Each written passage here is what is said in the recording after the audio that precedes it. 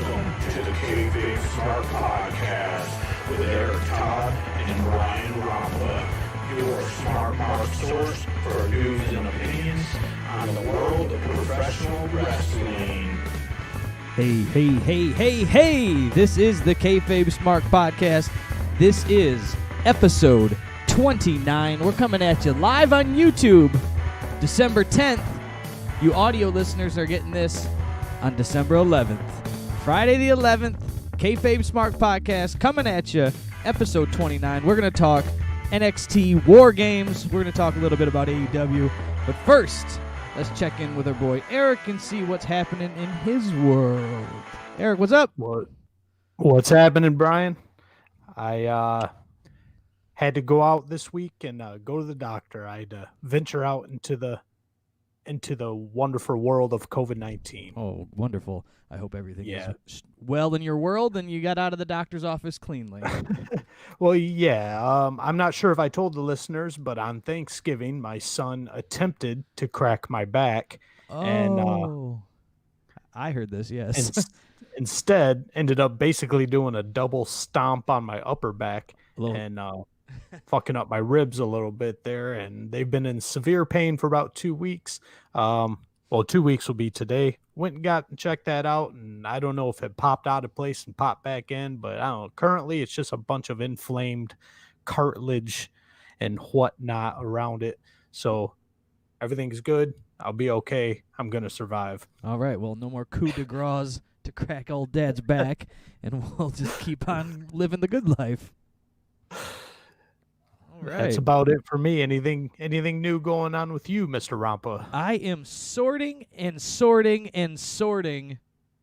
old 1990s to early 2000s wrestling, guys. All these Hasbros from back in the day. Like, here's I think this was Smash. Or no, that's Axe, right? Smash. Yeah, that's Axe. I always forget them. Axe, one of the Demolition. We got a Razor in the red. We've got, good old Andre. Pull up Andre real quick. I've got hundreds of these. A buddy of mine, Joey, is letting these go. He's got an old, huge collection, and he doesn't do the internet. Doesn't do computers. So he said, my friend, start taking them home and listing them and getting rid of them. So he's got some pretty big finds in there. He had a mail-away Hulk Hogan. We got rid of that, so that was pretty cool. And, yeah, man, just sorting that. I got a whole basement full of stuff. So if you guys are interested in some Hasbros, some LJNs, some wrestling figures from the 90s, 80s, send me a message. Hop on the Instagram. Good way to plug it right here. The KayFabe Smark on Instagram. Send me a DM. Send me a message on Facebook. The KayFabe Smark. Send me a message. The KayFabeSmark at gmail.com, and I'll get you a list. I've got all the Hasbros inventory. Next, I'm working on the LJNs. We're going to start listing these off and getting them gone. So that's what's been up my sleeve since Sunday. Sounds like a ball. That's got to actually be pretty awesome to be going through those. Double awesome because I'm a mark for him. So he said he'd cut me in on some of the profits, but let's be honest, I'm probably going to owe him money by the time this is over. So. We're going to see a few more figures there behind your head next week. Probably. I've already got my. So, like, off to this side, I'll turn my camera on later or whatever, but I got all the ones that I've already previously bought, and then my side collection over here is the ones that I've cherry-picked from the collection, going, oh, these are the ones, I got to have these, I got to have these, I got to have these. I mean, like this, a doink. I mean. I haven't even seen that. Has that got real, or I mean, not real hair, but it's not plastic hair. Right, it's like yarn hair. Oh. And then, see how he's got the 5 fingers on that hand still? Yeah. That's a very rare thing. Oh. Did I guess they change it to 4? No, I don't know. I'm not a wrestling figure guy. Those fingers were very nimbly. Like all the other guys, right? All of them look like Razor here. They're all balled up in a fist. And they decided to make Doinks open.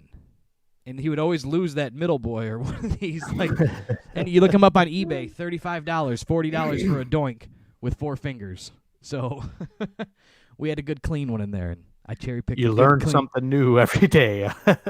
Dude, hold on 1 second before we even dive into it. Let me reach into my bag of tricks. These green card ones? Yeah. Like it's a Yokozuna on the green card. This card's all jacked up. It's a little dirty. It's bent. Just the guy, even in a card, just the mint Yoko, $200. Jesus. What's the year on the back of that card? Just curious. This was the last one they did, and I'm thinking they didn't stay out in print long because 94. Still, you got a 26-year-old figure there. In this collection here, you had Ludwig Borga, the Smoking Guns, 123 Kid, and Adam Bomb. That made this green card collection. They must not have been out in print out long. They must have only made a limited amount and then moved on with another company, dumped Hasbro. I don't know the story behind it because any of those in the green card even open. 123 Kid, $200 just out of the package. So those in the shitty package, I've got Ludwig, Adam Bomb, and Bart Gunn and Yoko in the green card on card. We're geeking out on wrestling figures. I'll apologize, and we shall move on. Yes, but we should also let the listeners know about audibletrial.com/thekayfabesmark. Go ahead and get yourself a free audio book, 30-day free trial. Sign up. We get a little kickback. You guys get a free book, free 30-day trial. They got lots of stuff on there that doesn't cost. A lot of people think that it costs money. Or everything on there costs money. But once you're inside, it's kind of like a little Netflix of audio stuff. So there's free audiobooks in there. There's free podcasts. It's pretty cool. So check it out, audibletrial.com/thekayfabesmark, and get yourself that free audiobook and 30-day free trial. What you got in some news, Eric, before we dive in and talk about some NXT War, or as Steven Regal says it, Whore Games? I can get into some Whore Games, but first, we have couple important appearances in the wrestling world this week. First, we had Kenny Omega. Everybody knows he is your new AEW champion. And Don Callis kidnapped him, threw him in the back of a truck, and took him about his way and said, catch us on Tuesday. And I caught them on Tuesday, Brian. I caught him on Tuesday, too. They posted the whole episode on YouTube, so that was great because YouTube TV doesn't have access. So I got to just watch it on YouTube. I found out Sling Blue or Orange, whatever color I does have access. So there you go. Got access to access. I was like, oh, yeah. Never seen that. But anyway, Impact, I keep wanting to call him TNA. Impact just played it right, makes you sit through the entire episode, and then to get to the interview at the end of the episode with Josh Matthews, Don Callis, and Kenny Omega. And I don't know, man. It was pretty bad. What'd you think? I didn't think it was anything, woohoo, oh my gosh, to write home about. It just was a interview on a bus. Just instead of on AEW, they did it on TNA or Impact, or whatever you want to call it. So it wasn't like groundbreaking, no groundbreaking news. Yeah, the more groundbreaking thing to me was Josh Matthews being on Impact. I had no clue. I was like, hey, that guy looks familiar.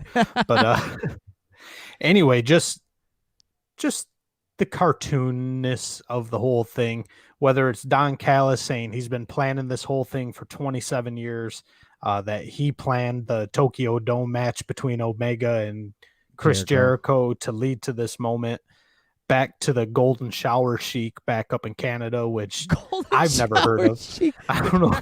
I've heard of the Chic in Detroit. Yeah, the original I've Sheik. heard of that's Iron Sabu's Sheik. uncle. The Iron Sheik. We've all heard of the Iron Sheik and his trips to the ghetto to get crack rock. So Sheiky baby. But yeah, I've never heard of the Golden Sheik either up in Canada. No, and then just to top it off, Omega decides, like he's not enough of a fucking nerd, he decides to compare wrestling titles to comic books. How he recently gave up his collecting comic books habit because he couldn't get some special rare comic book. So now he's moved on. Now he's going to go to every wrestling promotion he can think of, and he's going to collect world titles. And I get it. Maybe it's just an attempt to be a heel and make everybody hate him.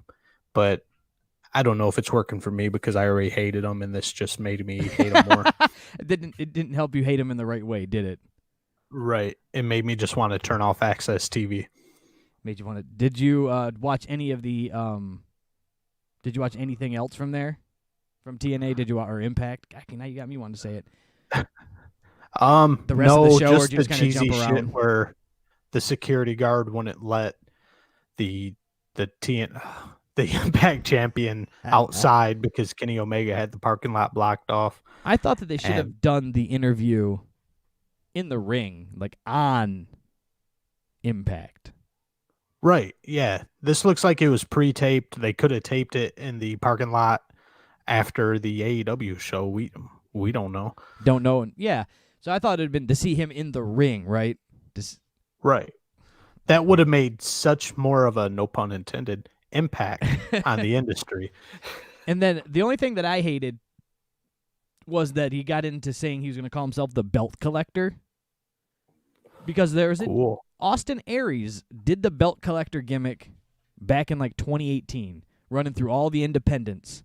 And he had a belt from every independent wrestling organization, and he called himself the belt collector. So he just went and jocked somebody else's thing. And literally word for word. Word for word. Google the belt collector Austin Aries, and the belt collector Austin Aries is going to pop up. So they did that already. It was so. I don't know, man. It was just like whatever. Well, I don't know what. Just do your research, or maybe they just didn't give a fuck. Maybe they did the research and said, "Fuck Austin Aries." But all cheesiness and nerdiness aside, that appearance did help Impact like a lot. Their viewers went from 166,000 last week, and then with Omega's appearance, they jumped up to 221,000 viewers, which isn't bad for being on a network I've never heard of. Yeah, for being that's basically a third of NXT. To being on, I wouldn't. I ain't gonna sneeze at that. Being on a channel that nobody knows where it's at. Being on a channel that's not in most cable providers. They just need to put it on YouTube in general. They should probably just. I know they probably got a contract with Access. They're probably getting a decent little piece of change from them, but dump Access and just go on YouTube. Become a YouTube content creator. You might as well. You'd make more money that way. Man. And then the other appearance that made news was Stinger making his speaking debut over on TNT on AEW Dynamite. Makes a very dramatic entrance during Cody's promo, and doesn't say puts on a little clown show between him and Schiavone. Asks for a "It's Sting, it's Sting." Take you back to your childhood. Yeah, they definitely just reminisce for a minute, kind of bring down the fourth wall, and they chit chat or whatever. Stinger says he's not interested in Cody right now. It appears he's interested in Darby Allin more than anybody, but he's going to be around for a long time, according to the Stinger. Yeah. I was pretty disappointed in this Stinger promo entrance. First time talking on TNT in 18 years or whatever it's been. I just nothing was said. I guess I didn't really have any expectations because back in the day, I was never really a Stingalo. I mean, I watched Surfer Sting with the Warrior face paint and the buzz cut, the blonde buzz cut. Yeah. But once he turned into Crow Sting, I think I was all WWE at that point. So I had no expectations of what kind of promo to expect from him. I just thought it was it wasn't even to what to expect. It was just, he didn't say anything. That was the part that I hated. Like, he didn't say, he just came out. It would have been better if he literally didn't say anything. He used a lot of words to say nothing. Yeah, if he would have just came out and did some old Crow Sting stuff where he would just, eyeball you and just kind of leave again like he did last week, the week previous. Do that for a couple weeks. Something, or just one word. Darby. And then he just walks off. I don't know. Jeez. Make him. I would have popped for that. Make him mysterious.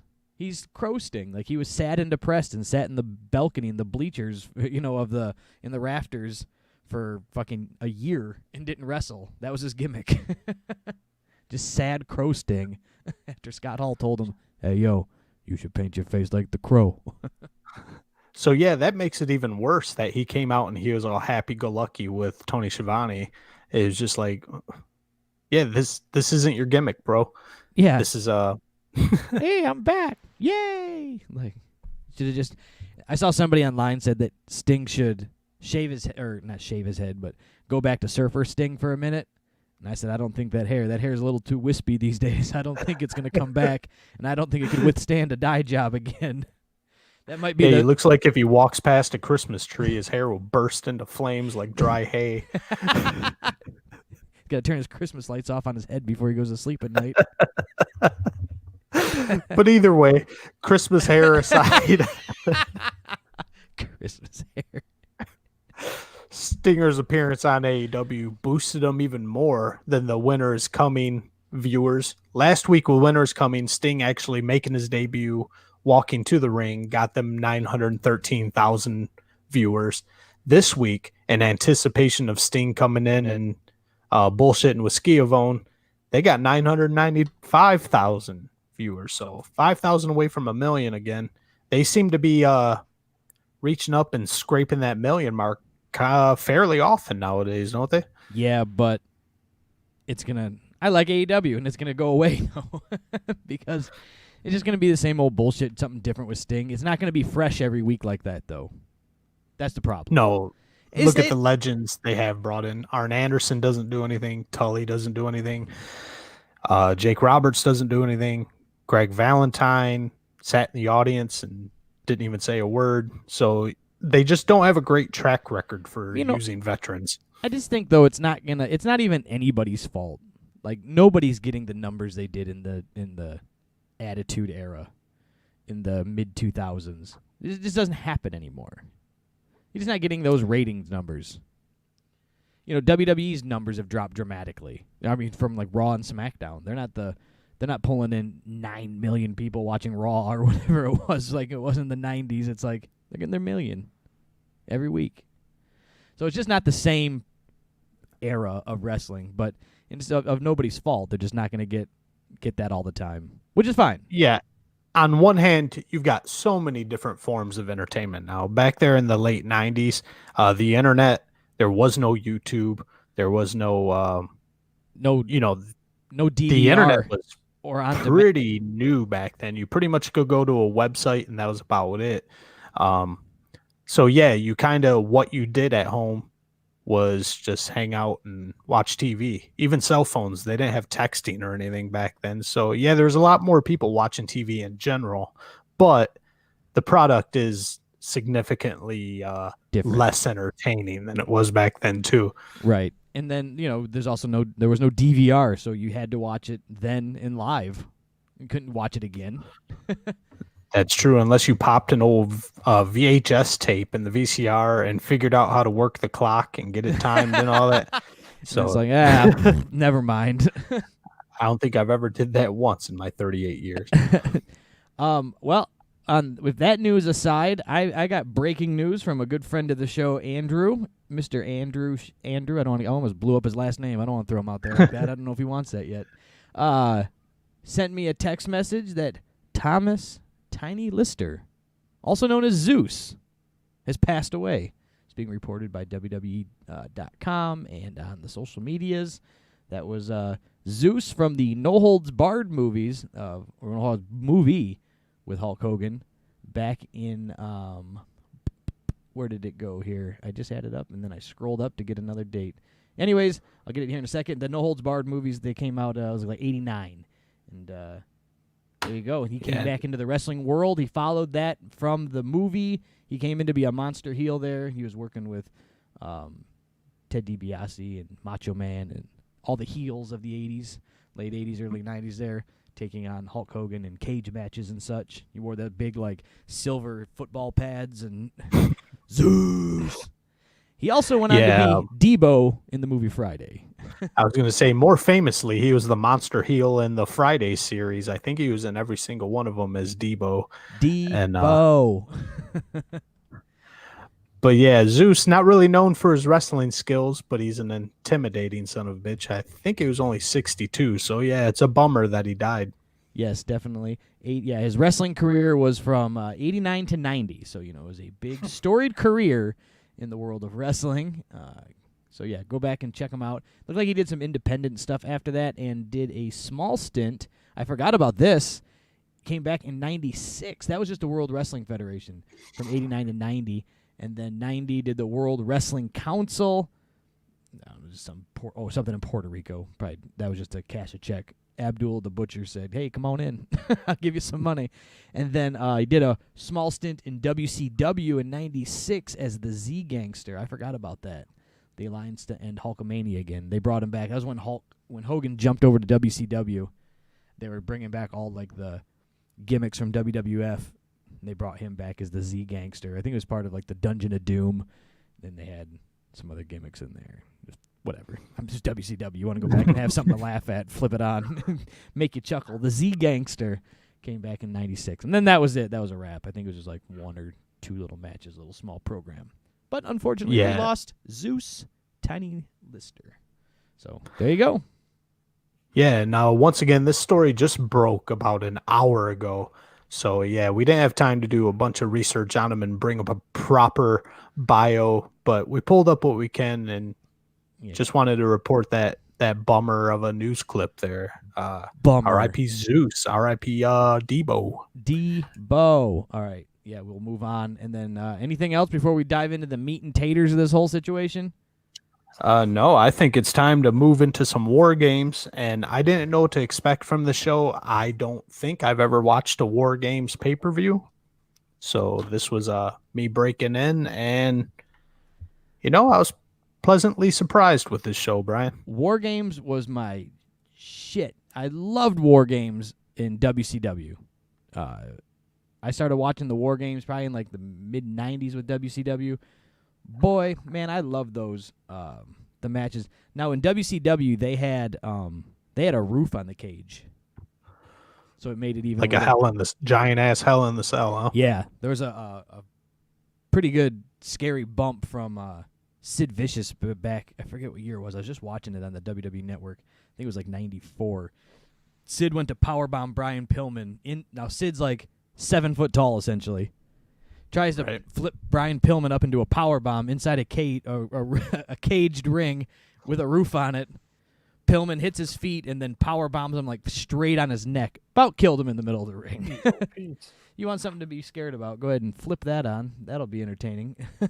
Check that out. I'm pulling up my notes here so we can start off with the first match was the women's NXT War Games match. Well, before that, I just want to give WWE props for opening their wallets and spending the money to use War Pigs from Black Sabbath. Just coming off that money to pay Ozzy, like that really just put the je ne sais quoi on this episode, if you will, man. I don't think a WWE original production or a song from some cheap rock band that's still trying to make their way onto Apple Music would have I don't think it would have hit the same. No, War Pigs did it right. That's for sure. War Pigs was it fit it, and yeah, they like I said, they probably had to open up the wallet a little bit and slice off some cheddar to the whoever owns that. Yeah, who knows? That song's so old and it's probably been through so many hands, but who knows? I'm sure Ozzy got a few bucks out of it. Yeah, God bless him. All right, first match. In true NXT fashion, we're starting off with the women's match. We've got the War Games match of the Team Shotzi, right? She was the captain. Yep. Team Shotzi is Shotzi Blackheart, Ember Moon, Rhea Ripley, and Io Shirai versus Team LeRae, consisting of Candice LeRae, Toni Storm, Dakota Kai, and Raquel Gonzalez. Yeah. All right, so I started out this match like it just moved a little slow for me just in general. Like I thought that it just because the only thing that gets me that I don't care for the War Games is that there should be something on the line the whole match. Technically, the match doesn't start until the 8th person or all 4 people from each team are in the ring, right? Right. So it's just kind of like, all right, these guys are going to beat each other. You can zone out while watching it because you're not going to miss the ending. Right. No pin is going to happen. Right. No DQ or anything is going to happen until about 45 minutes into the match. So maybe an elimination type thing. That way, if you eliminate somebody from the other team, if you're going to be up a man, that means you'll be up 2, but then there could be nobody in the rings. I get there's a problem with the whole thing. Something just a little different. But what I'm saying is they're going to give you a 30-minute match, right, with this War Games. Right. It just you don't have to be pinned down to every second of it. That's just was my only kind of slight problem with it, but we'll go ahead and kick it off. Yeah, I mean, that is kind of a good point there that nothing's going to happen for at least, let's see, you got 2 starting and then you got to get 6 other people in the ring 5 minutes apart. So, yeah, you've got at least 30 minutes before anything even matters. So, yeah, you got that time. Nothing, as shitty as it is to say, nothing really matters until 30 minutes into the match. But what I was kind of confused about is traditionally it seems like the heels would have the advantage in this match, just to kind of give you that classic underdog feel for the baby faces, so you could see them fight up and fight their way back and hopefully win. But the baby faces had the advantage in this match, so I don't know, for me it kind of took it away. You're supposed to be cheering for the baby faces to win, but they've got the advantage almost the entirety of the match. Yeah, no, I'm with you. That was that threw me off. And then the other part that threw me off too was the Team Shotzi. You would think the captain, that's the captain. Like, right. Back in the old WCW days when it was 4 Horsemen versus like Hulk Hogan, Team Hogan, or 4 Horsemen versus the NWO or whatever it was. Hogan didn't go in till last. Ric Flair didn't go in till last, or what? The captain, the head of the team. So that's one of the. I thought that was weird because Shotzi came in the middle, and then and left EO back, or so we'll get more into it, but just the way that some of the elimination, or not the eliminations, but the way they entered the ring from their teams, I thought was off too. It's like, well, that's supposed to be your head dude, kind of like calling the shots.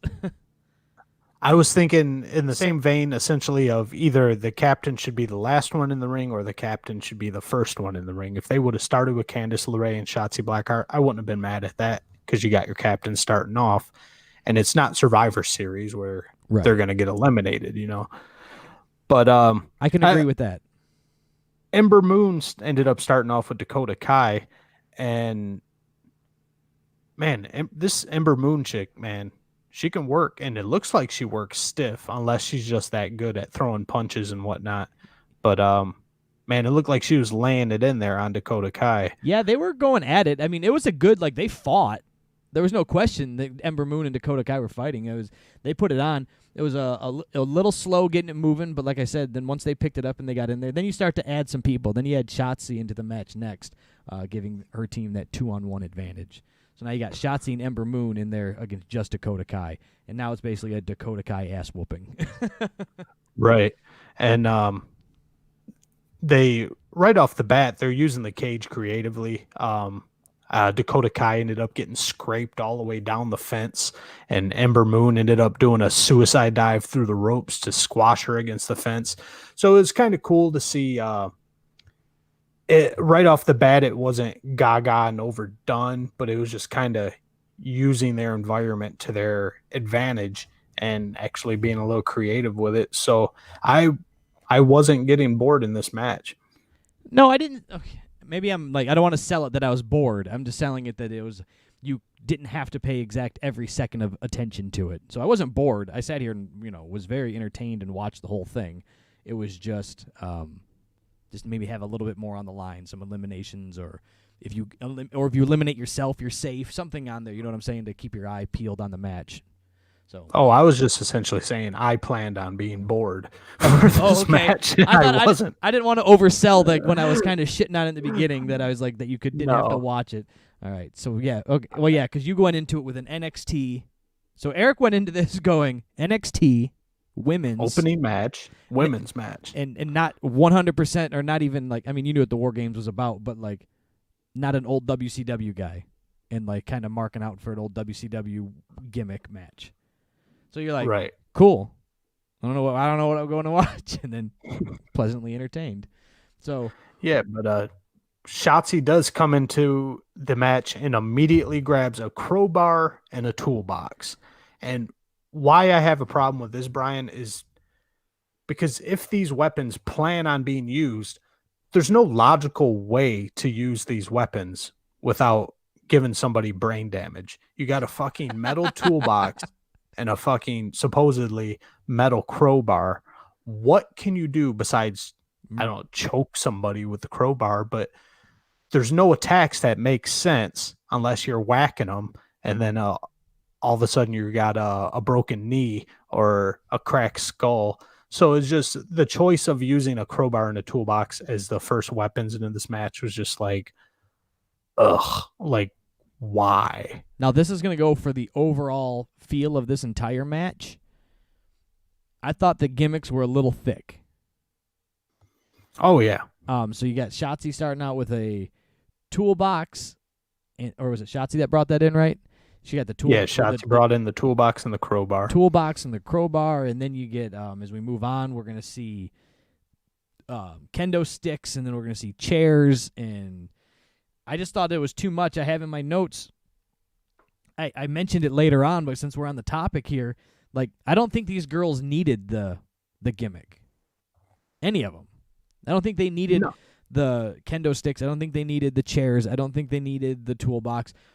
You have a cage over top of 2 rings.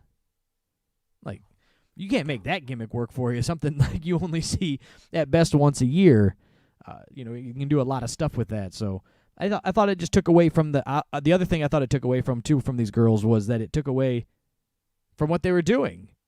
Like, if they're finally getting a chance to be over and show off and be, a big attraction in a big attraction match, and then you just sprinkle it full of gimmicks.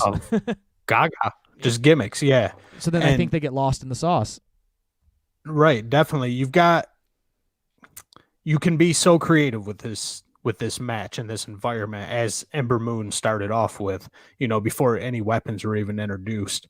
But I'll get into my main gripe with the weapons as we work our way down with the entrance. But just moving along, Raquel Gonzalez is the next to enter, and she's immediately ambushed by Ember Moon and Shotzi Blackheart. And so they're attacking her. She's stuck in the corner, and it's almost like Wonder Woman. Like, all of a sudden, Raquel Gonzalez just kind of explodes, and both Shotzi and Ember just kind of shoot across the ring like a grenade went off. And I get it. Raquel Gonzalez is a big girl. She's strong, but it was like I was watching a cartoon again, man. It was just, she flung both of them girls. They got to at least be right around 130 pounds apiece. Oh, yeah. Just tossed them right across the ring. So it was just like, all right. So now Raquel Gonzalez is a superhero, but Rhea Ripley comes in and just kind of nullifies the whole superhero effect, because Rhea Ripley herself is a superstar, and nothing's going to change my mind on that. So I had mixed emotions watching this part. So now you have Raquel Gonzalez in there, and then you get Rhea Ripley that comes in. Now, they kind of started to square off right away. And so I watched it on my computer, so I'm just typing my notes. I got 2 monitors going. I'm like, just typing things as I feel them, so not necessarily like notes, if you will. But what happened is I thought they were, so I typed in my notes, I was all mad. I was like, I thought they should have made these 2 wait to square off. Well, then they ended up not squaring off, essentially. It kind of got diverted. They kept teasing it, and they did pretty good job teasing it. So I was mad in the beginning that they were going to have these 2 fight. They just had them get eye to eye, like, all right. They did like an, I see you, you see me, I see you. We're going to do this, but not right now. And then they turned around and respectively beat the shit out of other people for a minute. Then they were doing that taunting thing back and forth. You get in my ring. No, you get in my ring. Meet me in the middle. And then they beat the shit out of each other in between the rings. So that was pretty cool. They teased it long enough, I thought, after a while. So I was mad at first that they were going to give it away too fast. But they then slowed it down and then made us wait for it. And you got these 2 monsters beat the shit out of each other for a little bit. It was pretty cool. Yeah, you hit it right on the head. That's what we want to see. Out of everybody in this match, everybody wanted to see a Rhea Ripley squaring off with Raquel Gonzalez, and but I was kind of looking from a different view here. I got to see a very kind of perceptive contrast here. So you got Rhea Ripley, she's got her thing going on with Dakota Kai and Raquel Gonzalez, and everything you see there is super crisp, super clean, just straight smooth. And then on the other side of the ring, I notice basically anything Shotzi Blackheart is involved in is super clunky and just all over the place. And her punches suck. And it was almost like you've seen a polished pro on one side of your screen and then just a complete mud show amateur fuck on the other side of the screen. Maybe Shotzi isn't that bad, but when she's working right next to Rhea Ripley, just doing everything perfectly, it just looked bad.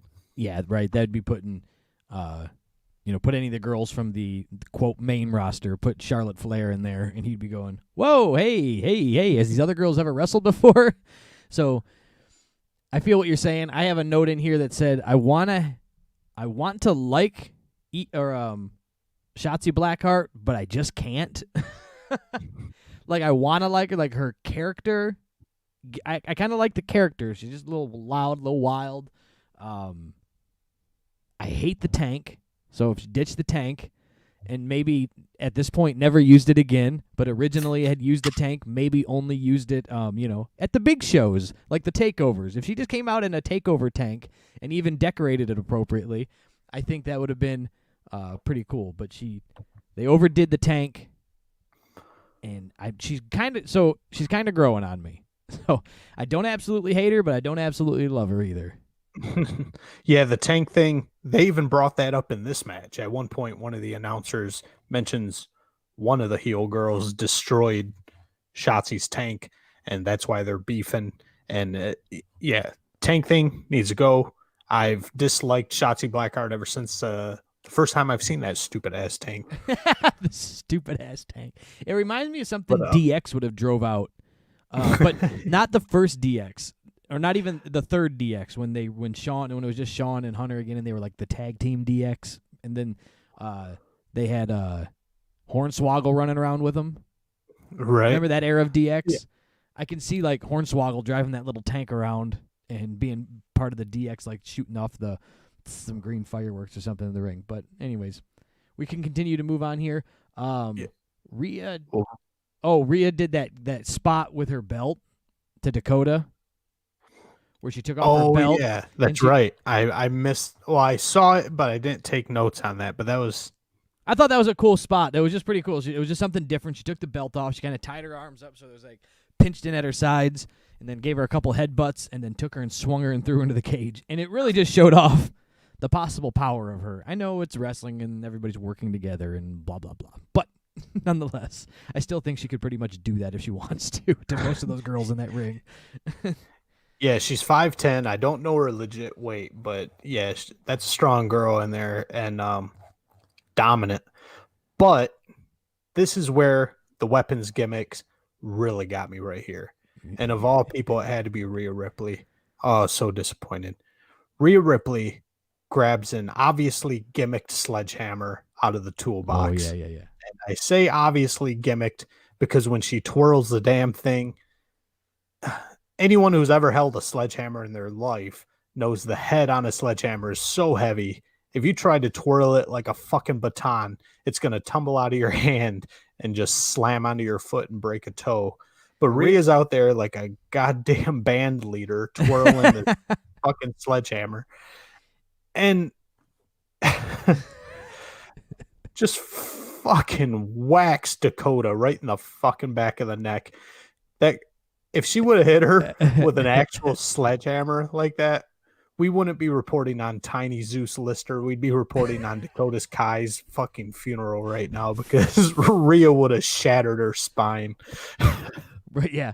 I'm just going to smack you in the back of the head at your spinal cord with a sledgehammer. So it's like, What? Don't bring in weapons like that. Don't bring in a weapon like a sledgehammer if it's got to be made out of foam and you're gonna swing it like you're actually.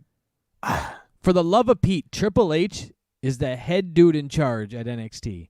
He is the cerebral assassin. His main weapon of choice was a crispy clean new sledgehammer every pay-per-view and every Monday Night Raw for years. Teach him, have a little class. It's a pandemic. Yes. You guys aren't touring. If you must use a sledgehammer, use a real one and just whack them in the stomach. As cheesy as that is, it's better than using a styrofoam sledgehammer and smacking them on the back of the spine. You got to put your hand over it and then punch him. You got to, for some reason, you always had to hit people with your hand first with the sledgehammer behind it. Then, bam. That's well, how you don't want to hurt anybody, bro. That'd be you'd be a silly goose. And then you get Tony Storm coming in next, right? Yeah, Tony Storm comes in and she brings kendo sticks. Right to the side of the ring, grabs kendo sticks. Like, these girls can't come in alone, man. Just let them do their shit. I just they're just bringing in more shit, more gimmicks, and just filling up the ring full of shit. I guess if you get bored, you just grab one and hit somebody with it. Just like if you have a lost moment. What do? Hit somebody with a kendo stick. It just reminds me of when I was a teenager and we would get those tinfoil cake pans from Kroger, right? And you'd whack each other over the head with it and try to sell it. And we all did it. It's just, everyone knows it's fake. Anyone who would watch us do it knows it's fake. And that's exactly what this seems what they're using. Obviously, well, I mean, kendo sticks are legit. We've seen some of the damage done by those things, but just too many weapons, too much gaga. And next thing on my notes before Io Shirai comes in is it's just right now we just get a few minutes of filler, just everyone kind of goofing around, catching their breath. There was a, again, I'll talk about it from the Botchamania, their gimmick where they do the you talk too much. When all the girls were in the corner, this will be on there, I can guarantee it.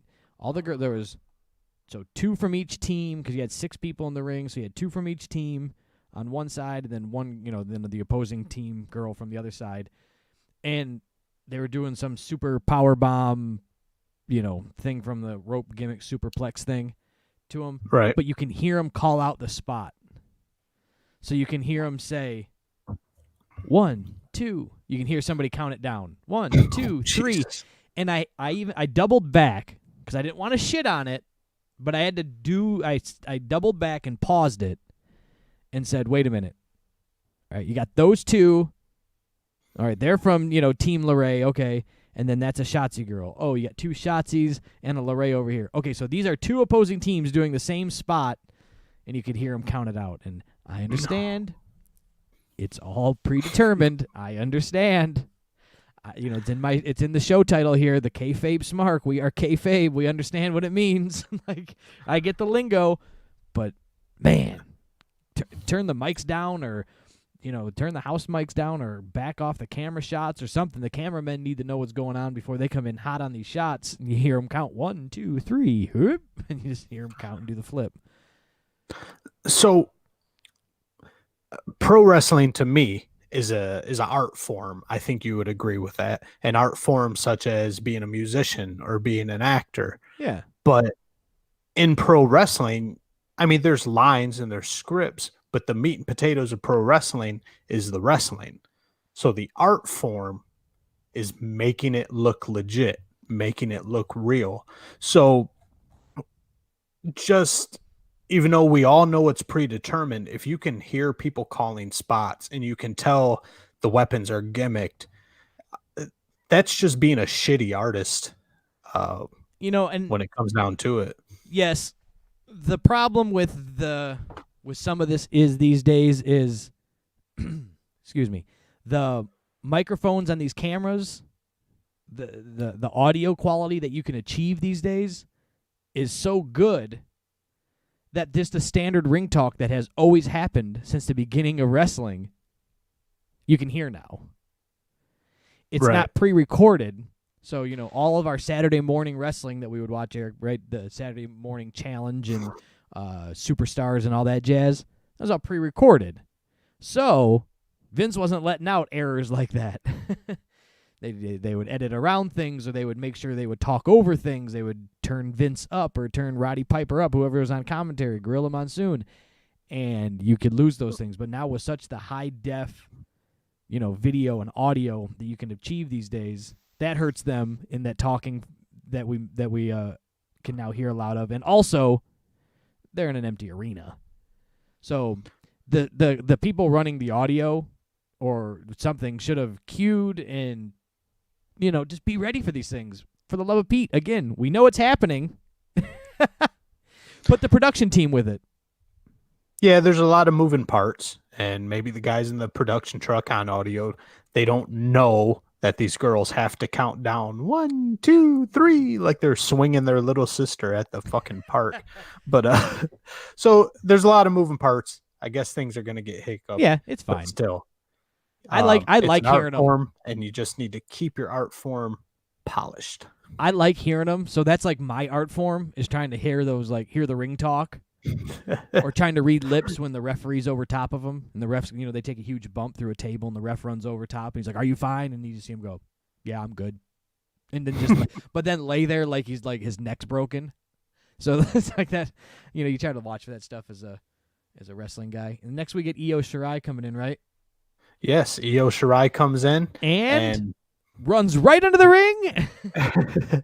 Yeah, if you haven't figured it out from our previous statements, this match is just a hat on a hat, because and Io Shirai just fucking puts the final nail in the coffin by bringing out ladders. Now you got ladders. And then I'll be honest with you, it didn't click to me that there was no roof on this, like the old WCW War Games, until she grabbed the ladders. And I went, how the fuck are you going to bring a ladder in a cage with a roof? Because the old WCW ones were low. Like, just standing, like, not even like Nash. I'm talking like Hogan, could just like reach up or jump up and grab the roof and hang from it and kick. Like, they do those spots. So I was like, you can't get on the ropes. But it didn't click. Even though they did this double suplex thing and all that jazz off of the turnbuckles, I was like, oh, wait, there's no roof on this. But anyways, she brings that in. But what I did like about this with Io Shirai is that Raquel Gonzalez wasn't letting her in the ring. I love that spot. So that kept the babyface's advantage, kept it away. It kept things on an even keel, that the heels were keeping Shirai out of the cage. And then we finally get a decent heel spot here when Indy Hartwell comes out. Yes, you get the Indy she's got her neck in a glittery gimmick there, and she jumps over the barricade, and she takes out Io, and then Candice LeRae goes into Candice LeRae comes in, and all of a sudden the heels have the advantage. The heels have the advantage. Candice LeRae's in the ring, and then Indy Hartwell there, she locks it up with a new lock and key. And locks it up, and then drops the key down her blouse, and then dips out. And the referee said, "There's nothing we can do." That was great. You caught that spot too, where the referee's like, "Come on, Indy, give me the key," and she just pulls her shirt out and drops it down her cleavage, and they're just like, "Oh, what do we do?" It's gone. I just thought it was great. I thought that was a pretty funny spot. It was funny, but I just love how the referees, like in referee world, like it's just gone. It can never come back. Nope, you can't touch boobies. You can't touch boobies. And they don't have an Aubrey. They don't have referee Aubrey, so she can't go in there. You just send a chicken to go get it, and then it's all good. So I like that. And then, I just really liked, for some reason, I liked the whole door gimmick that they were keeping it locked out, and they took off. They had the belt, and they were holding the belt with the door closed, and it just made it real dirty heel. This is when the match really started to pick up for me, and then I was digging it. Well, yeah, that was a pretty cool spot there with the door, but this is also where they released the Kraken of Gaga when Io Shirai climbs the fucking cage with a garbage can on a string, mind you, that way, like it wasn't pre-planned or anything. There's a string hanging from the garbage can so Io can bring it to the top of the cage with her, puts it over her fucking head like she's going over a Niagara Falls. Jumps off the top of the cage, and coincidentally, all 7 of the other girls are just standing in the middle of the ring waiting to catch the fucking garbage can girl. Waiting to catch Oscar the Grouch. It was a catch me spot. I definitely wrote that in the notes. She definitely had a catch me spot. It was, you've never seen anybody put a garbage can over their head and jump into a pile of people. You ain't seen it before. You seen it now, but do you want to see it? Yeah, for a good reason we've never seen it, Brian, because it fucking stinks. I didn't say it was good. I just said you just didn't see it. It was just something you ain't seen before. And we're not done with the garbage can gimmick because Shirai gets put back into the garbage can so Dakota Kai can do a coup de grace on her. And I have in my notes, I think she was really stuck. Yeah, after she stomped her. Yeah, because she tried to get her out to stuck pin in her, that boy. but the way it bent down at a nice triangular point. And then she tried pulling her out and the can came with her, and then she's trying to bend it back up. I think she's really stuck. And we'll jump back just about 2 minutes here. So before Io does her garbage can Superman into the ring, she the heel team there, Candice LeRae's team, was going bananas. They go for the pin, and the referee goes, I can't count it. Not everybody's in the match. I need Io in this ring. And then that's when I knew something was going to happen. It was going to happen, yeah. Because I'm going, she was released out of her shark cage. So she's in the match. She's just not in the ring. Right. So they really they just oversold it for me there. It was like, she's in the match, you dum-dum. She's been released. Her time's up. Just because she can't get in the ring, that's her problem. Pin them. That should be a wrap. But then you knew there was going to be something. It's like, oh, look, she's at the top of the cage. She's got a garbage can. She jumped. And it was so slow. If she would have just scaled up it and jumped in, it would have been pretty dope. But stand up there, then put a garbage can in. If I was on the other team, I just would have walked away. I'm just stand here. What are you going to fucking catch this dumb girl? Have your partners catch her. Right. If your partner's that much of an idiot where she's going to stand on top of the cage and slowly put a garbage can over her head, yeah, you guys can go ahead and catch her. I'm not fucking around with that. Yeah, that was rough. So then this match wraps up when Io ends up getting powerbombed through a ladder by Raquel Gonzalez, Wonder Woman herself. I thought that was a pretty cool spot. She went to go, so they had the ladder set up, and she looked like Io was going to try and give some Hurricane Rana type, monkey flip, leg flip. I don't know exactly what she was going for, right? Because the move didn't happen. But nonetheless, she was trying to flip her through the ladder, but Raquel just overpowers her. And the way that it was overpowered for me, I didn't think it was oversold. So sometimes when they do those, it's like, oh, look, you stopped me, and then they have to kind of readjust people and go for the power bomb. Well, they just made it look like Io was going to try and climb up the cage to get out after she lifted her back up. Right, she stopped her from doing the Hurricane Rana, we'll call it, and she brings her back up, and it looks like Io's going to try and escape because she knows something's going to happen, and then she just pulls her down and just yeets her right through that ladder. So it was all well put together for me on that spot. And sometimes those spots can, like I said, can look a little oh, right, something's happening here. Just hold tight. We'll see what's going to go down in just 2 seconds. But they did pretty good with that, I thought. Yeah, and it looked great. It looked fantastic, and they did it well. Yeah, you just described how Gonzalez overpowered her, and it didn't look too stagey. And the only thing that really got me is she went through that ladder.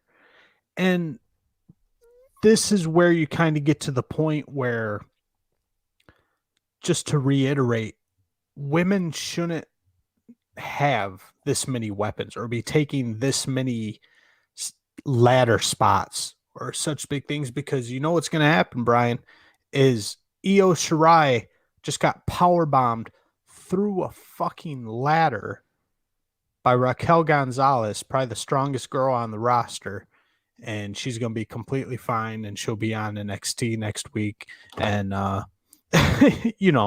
so what does that say if a girl can take a sledgehammer to the back of the head and get power bombed through a ladder, and another girl jumping off the fucking top of the cage in a garbage can and getting smashed, and they're all going to be completely fine and walk away and be on Twitch the next day playing video games? Now, if a girl can do that, then it shouldn't do anything to the guys. The guys should be able to just... They got 100 pounds on them, and right. The guys should walk away without even a scratch. We shouldn't see another drop of blood because girls can do this shit. 110. Now, this isn't me being sexist. This is just pure body size and strength. You got a 115-pound girl who can take a sledgehammer to the back of the head and be completely fine the next day. So when you got a 300-pound, 6'7" muscular beast, what's a garbage can going to do to him? Yeah. What's a chair going to do to him? What's a Nothing. sledgehammer to the back of the neck? Nothing. It just itches back a little bit. It's like hitting him with a back scratch. Gonna have to get out the hacksaw and cut his head off. And then that's how you're gonna have to finish the matches.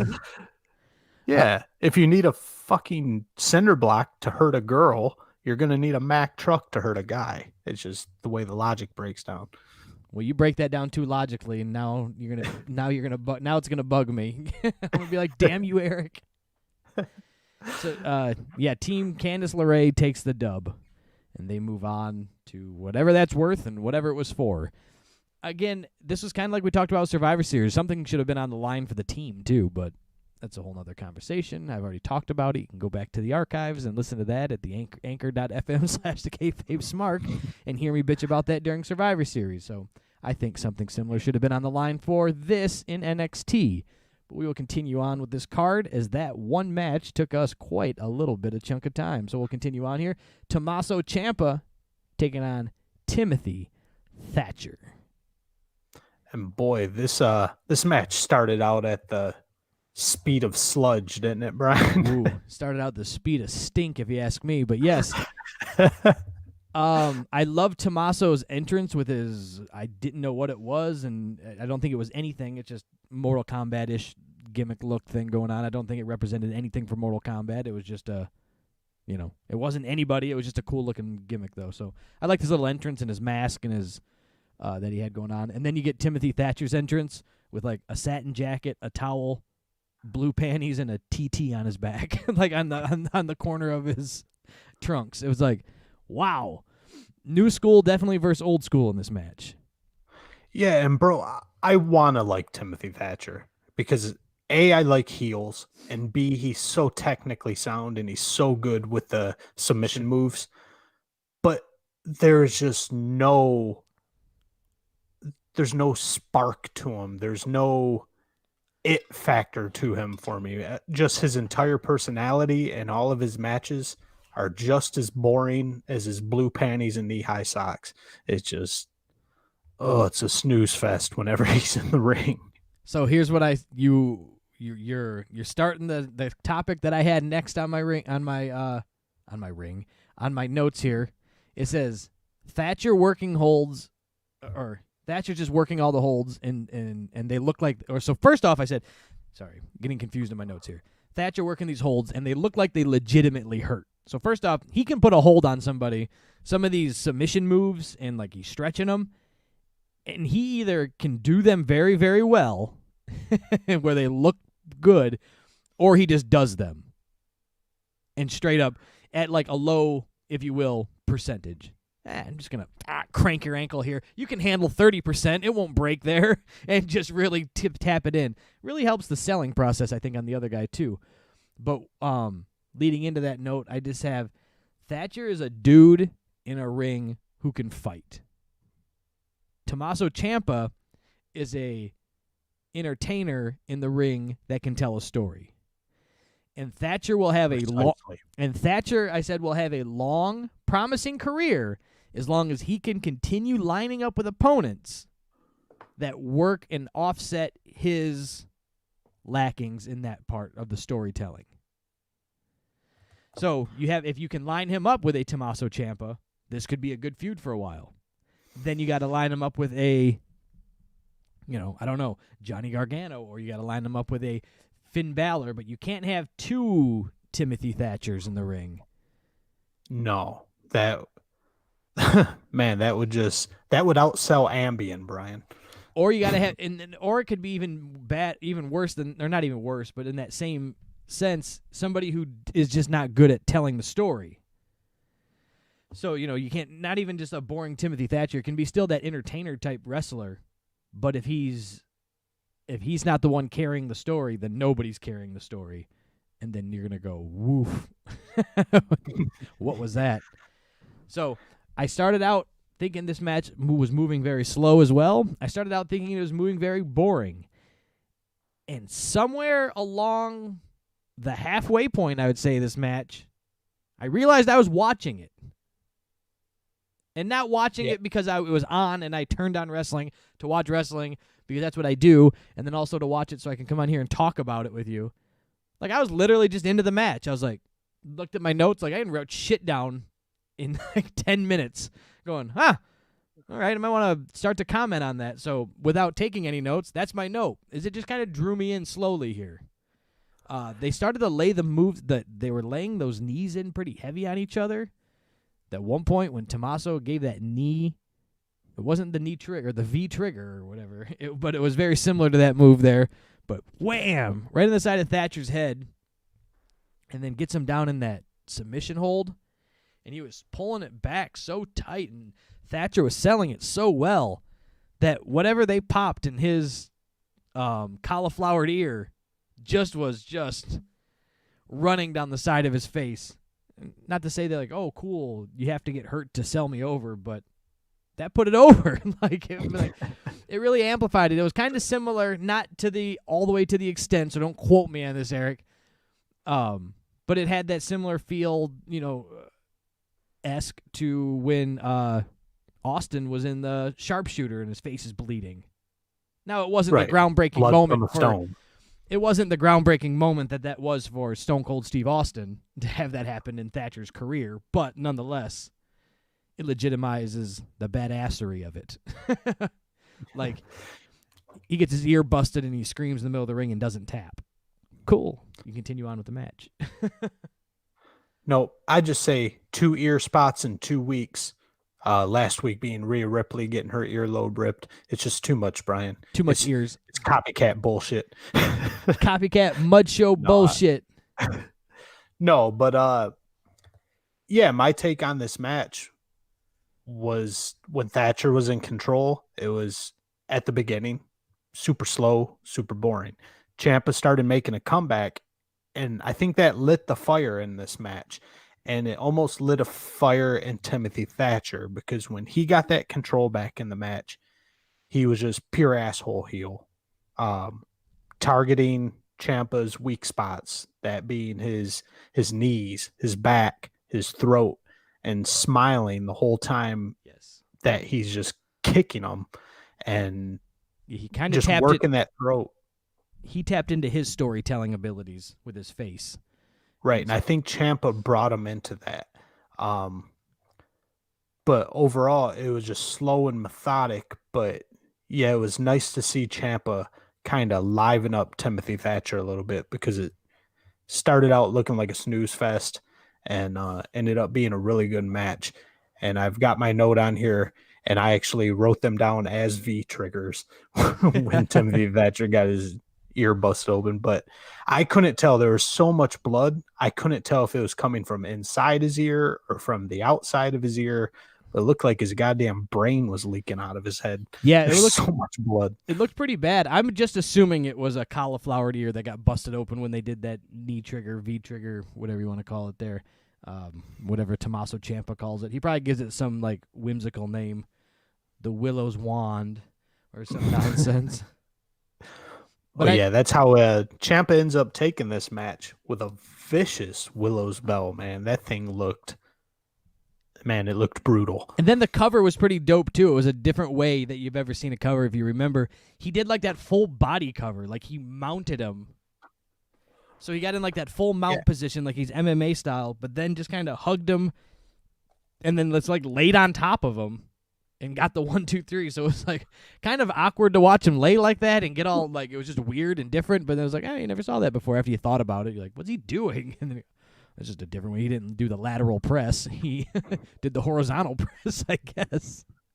No, it just kind of brought an extra couple points of legitimacy where I got to hold this bastard down. It appeared down. that Ciampa was saying, "I got to make sure this motherfucker's shoulders stay down." Yeah, if I let this guy move, he's gonna get up. So. I did like that match a lot. And then we move on to Dexter Lumis taking on Cameron Grimes. I didn't like this match, Brian. I didn't like this match for several reasons. So, Dexter Lumis is in great shape. Right. Pretty good wrestler from what I've seen. He's got a character about him, but that character doesn't need to be a serial killer. Okay, so he has the same name as a guy who had a show, not even a real person, just a guy from a show had the name Dexter, and he was a serial killer. And they give Dexter Lumis that same, like, serial killer, horror movie villain. Right. Nothing behind the eyes, just kind of blank stare. Yeah. Like a doll's eyes. And then Cameron Grimes is just so scared of him that he's always running away. And they're teasing that, right, with him, his little running drawing of him running away. And that's why they had to have the strap match. Okay, cool, whatever. Get off the serial killer, evil monster gimmick, because you've always, a lot of stuff in NXT is always pushed as being so real. They're just real guys. It's Timothy Thatcher, and he's going to put you in these real holds and stretch you until you cry. Not too gimmicky these days in NXT. Just people coming up from the independent wrestling scene, and you know that, and they know that now. They don't pretend the independent wrestling scene doesn't exist, and then they pop you up. But you still have this one section of the pie, this Dexter Lumis Cameron Grimes match, that you have to let go and go, okay, I'm reading a comic book. This guy's tries to murder people, and WWE doesn't ever arrest him. Right. You've got a guy who has zombies running around his house and chase Cameron Grimes, the snake oil salesman, around. We're just back in the cartoon cinematic world when these two enter the show. Cameron Grimes is very over-the-top, cartoony reactions to everything. They don't fit for me here, but I think they could fit and be funny done another way, some other way. To say the same thing twice in the same sentence and sound like a moron there. But to do something, to use this another way, his character, the way that he can act, he's very Jack Blackish to me. You know, like this his character. So it could be done right, I think. But I don't buy it here. The strap match, Cameron Grimes brings his own strap in. The referee argues with him that he's got to use the official strap. There's an official is there a WWE stamp on it? You can't get it off you didn't get it off eBay. And then they fight for a while without it being on, and then finally they squeeze it on, and then the bell rings. This is about as dumb as the Io Shirai's not in the ring. You can't pin somebody. Right. Same exact legitimacy factor to where that was another thing I was thinking. Because there's Cameron no disqualification. Go ahead. First of all, he's just terrified of Dexter Lumis, but he had no problem attacking him before the bell rang, attacking him before he could get the strap on him, and just going to town on him. That's how terrified of him he is. How can you go from 1 week being basically in a ball rocking on the floor because you're terrified of somebody, and to where you have to do a hood match with hoods over your faces because you can't even look at the other guy, to just completely mollywop and beating the shit out of him? Maybe it's a fight or flight reaction type thing they're going for. But yeah, just right off the bat, I was just like, how is Grimes going so hard on this dude when he's terrified of him? Yeah, he's just... And then... Yeah, I agree. I can't... This match, And then as I'm watching it, I get a text message from, again, Andy, who likes to keep me informed on Tiny Lister passing. He also texted me during this match and said, "Are you watching this?" I said, "Yeah." He goes, "I'm just going to jump to the ending. We can go back and fill in some gaps for a minute, but I don't really care to spend too much time on this match." He goes, that was a strap match. I said, "Yeah, you're right." He goes, "Okay, just making sure." I was like, "Where are you going with this?" And he says, "Well, I thought in strap matches you have to touch all four corners to win." And that crossed my mind too. And then I was like, "Oh, yeah, he won with a submission hold or whatever." So it was just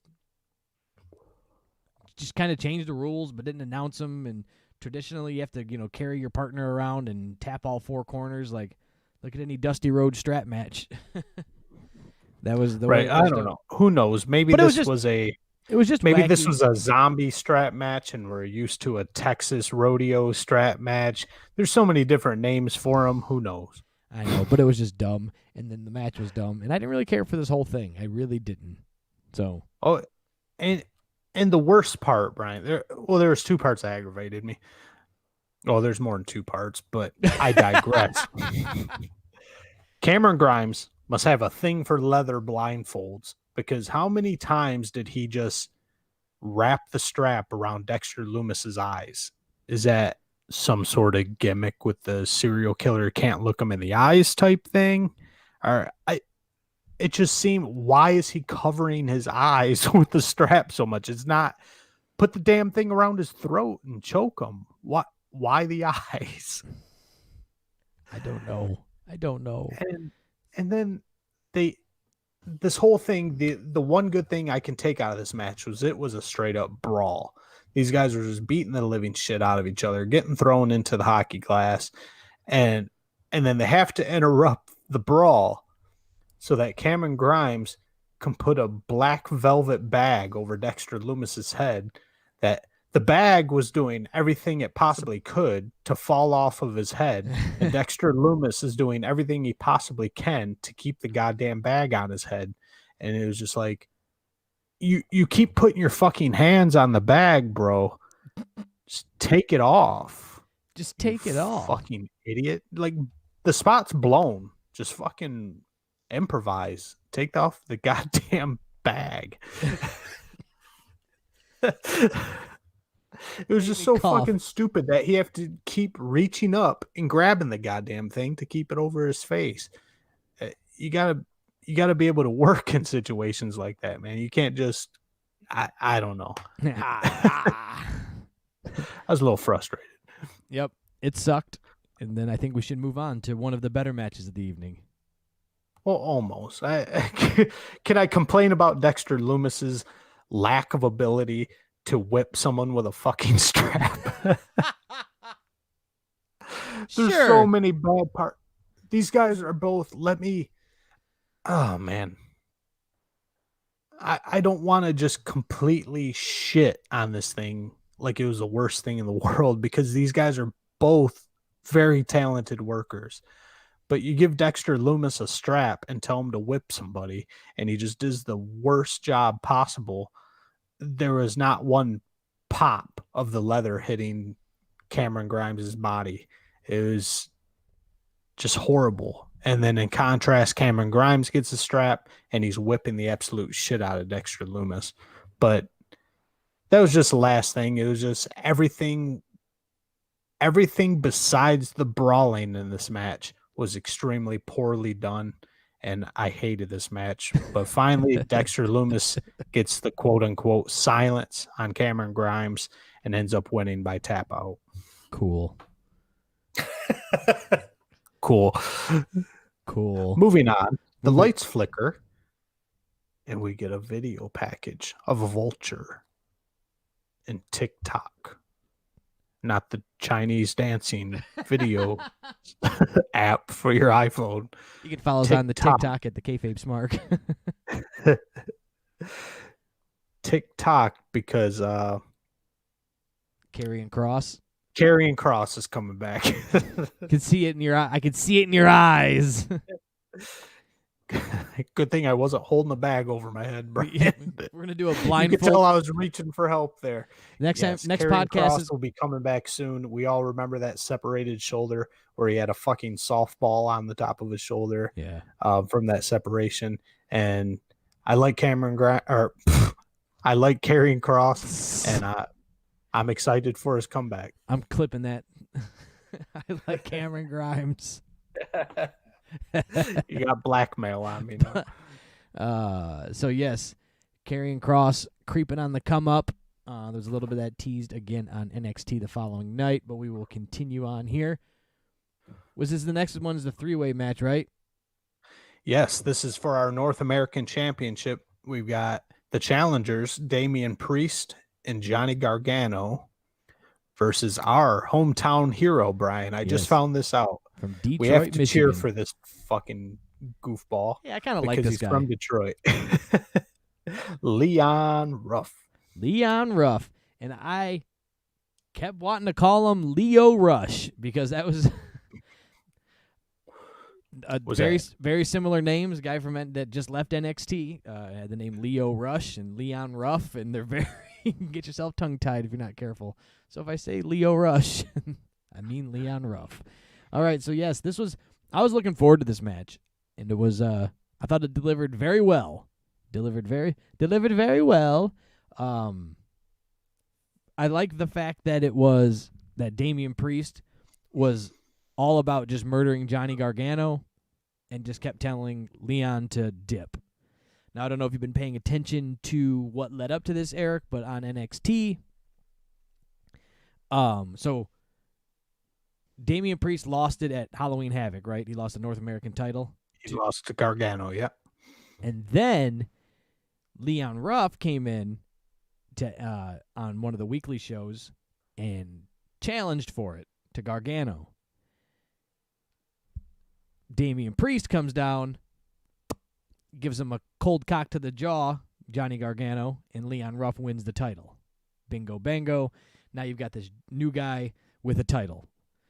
So he's back and forth, he's defending it, and then it comes out that Damian Priest says, I'm using the kid to get over on Gargano. And then that's when Leon Ruff gets mad at him.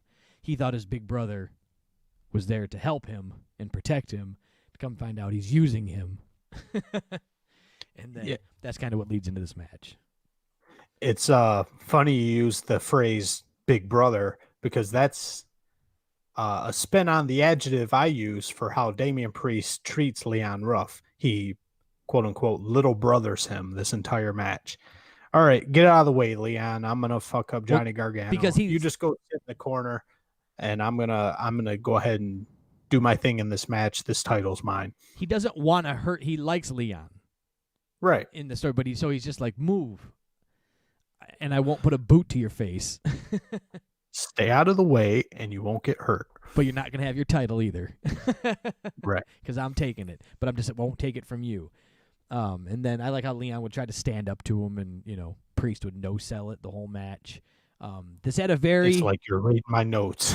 This had a very 1991 1-2-3 Kid and Razor Ramon style love-hate relationship to these two numbskulls, and it's just the irony of Damian Priest being a Scott Hall Razor Ramon mark, using his finishing move now, the Razor's Edge. It just led into this, like a big guy took the little guy under his wing, and he was kind of screwed by him, and he's not, and then they're friends, but they hate each other, but they like each other, that whole up and down of that. So just went back again to go, hey, let's pull up a Scott Hall moment and have you befriend the little guy. And then I also have in my notes, too, is you don't realize how big Damian Priest is until he's standing next to a guy like Leon Ruff or Johnny Gargano. Yeah, I didn't realize he was 6'8" till a couple weeks ago. And it was just like, oh my God, this guy's a freaking monster. He is basically Scott Hall. Yeah, and even Scott Hall never looked like that big until I met him in person because he's always standing next to Kevin Nash. So he's standing next to Nash, and same with Shawn. Shawn was with him for years, and then Hall was with him for years. And you're going, whatever, these guys aren't that big. Look at them. Then you realize, oh, yeah, Kevin Nash is 7'1" or 7 foot or whatever he is. Close enough to 7 foot. At least billed as that. He's billed as 7'6" or something. Right. But close enough. And then you go, oh, this guy over here that's 6'8" doesn't look very tall, but when I stand next to him at 5'6", he's a good foot something on, over a foot taller than me. So yeah, that's I didn't realize how big he was. But this match, there's a lot to cover because it was, a three-way dance. But it was up and down. Johnny Gargano and Leon could do the fast-moving stuff. You got Damian Priest, who can still perform as an athlete, but could give you those big power moves.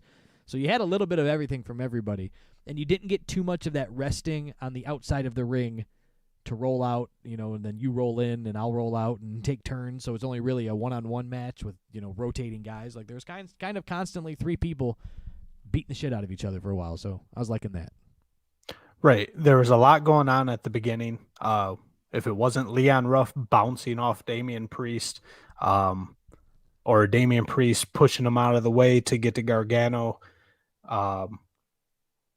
it just seemed to be a lot going on until Damian Priest just absolutely just whipped Leon Ruff through the fucking barricade, just smashed, destroyed it, and Leon Ruff had to leave the match momentarily, and that's where this match really drew me in, because call me an asshole, whatever. I don't take Leon Ruff seriously. I don't think anyone's supposed to take Leon Ruff seriously.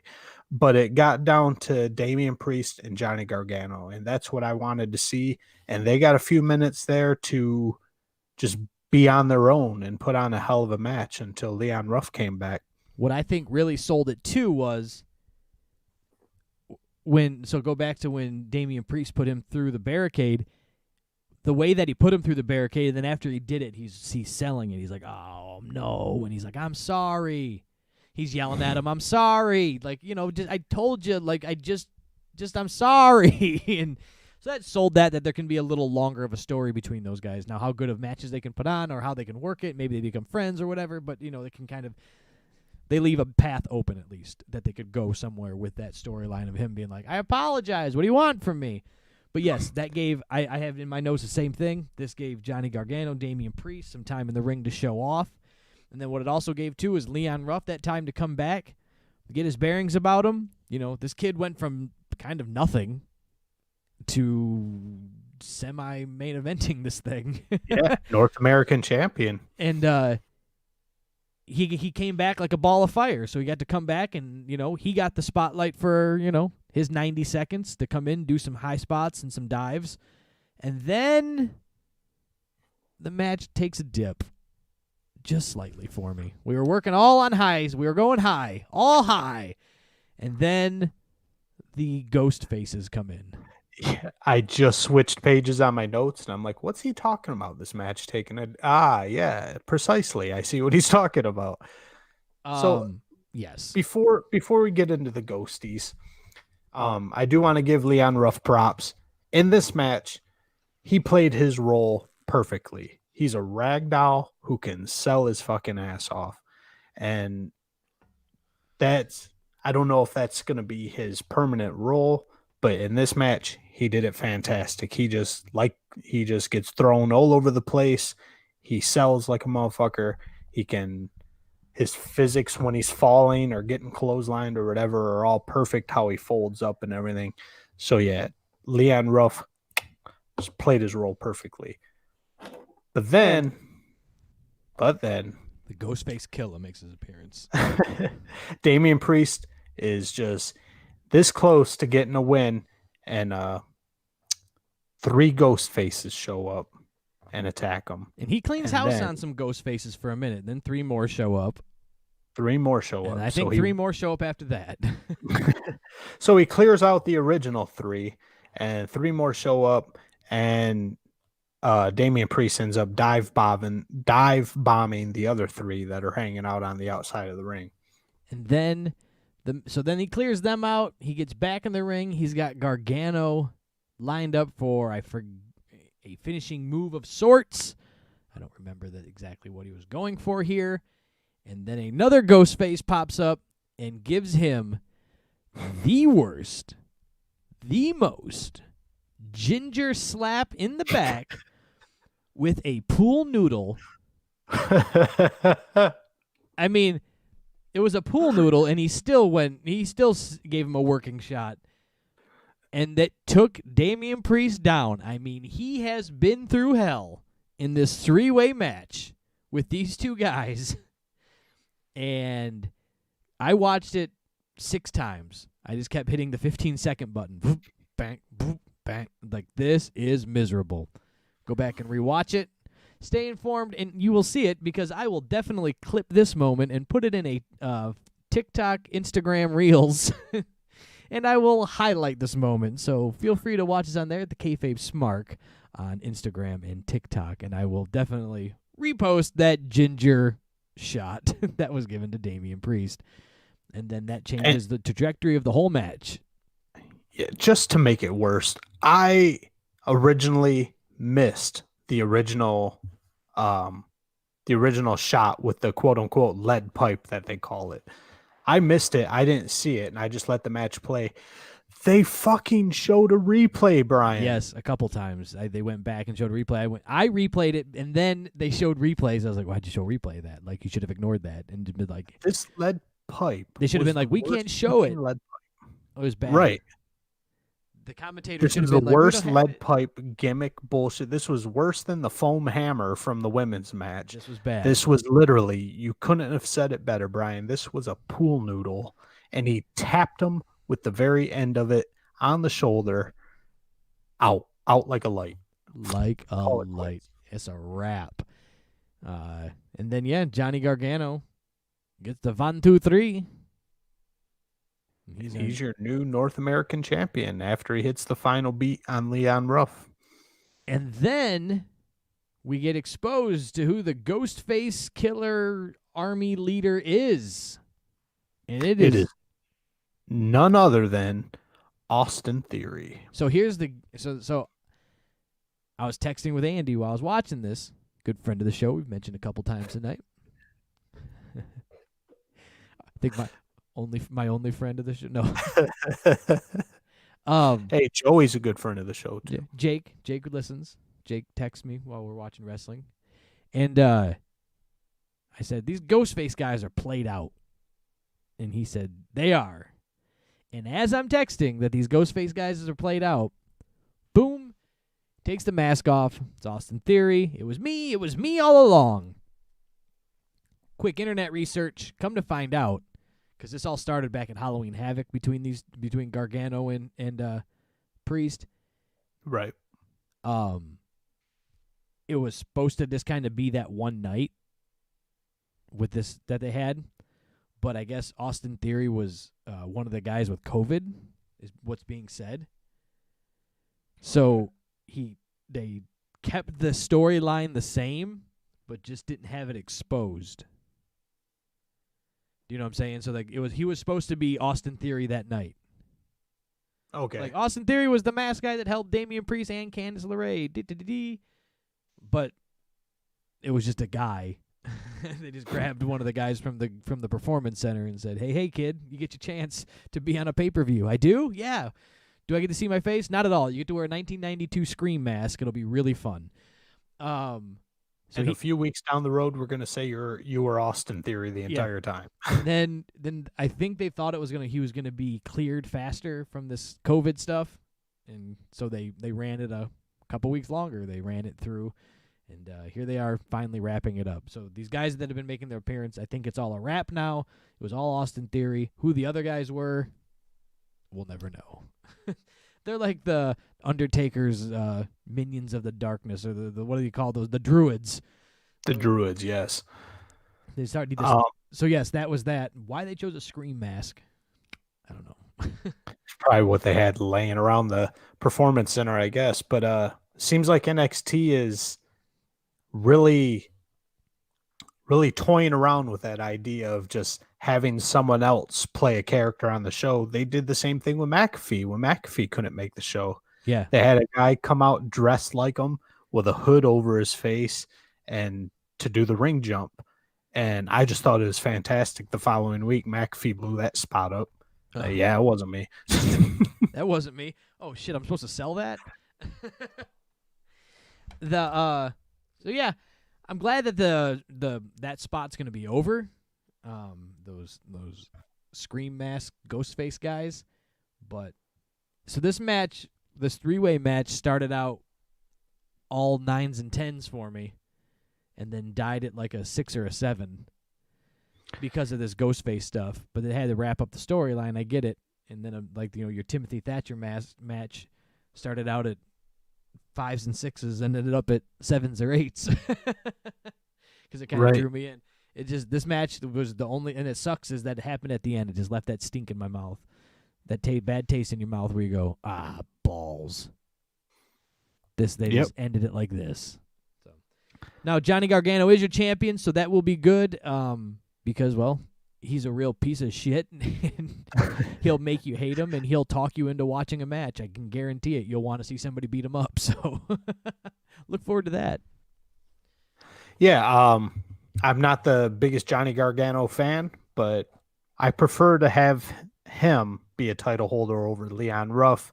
Once again, nothing against Leon Ruff, but he's just not believable as a champion unless you you even gotta go one step lower than a cruiserweight. You gotta go with a featherweight title for that guy. That, and you just don't know who he is yet. It gave him a spotlight, and we'll see what he can do with it now.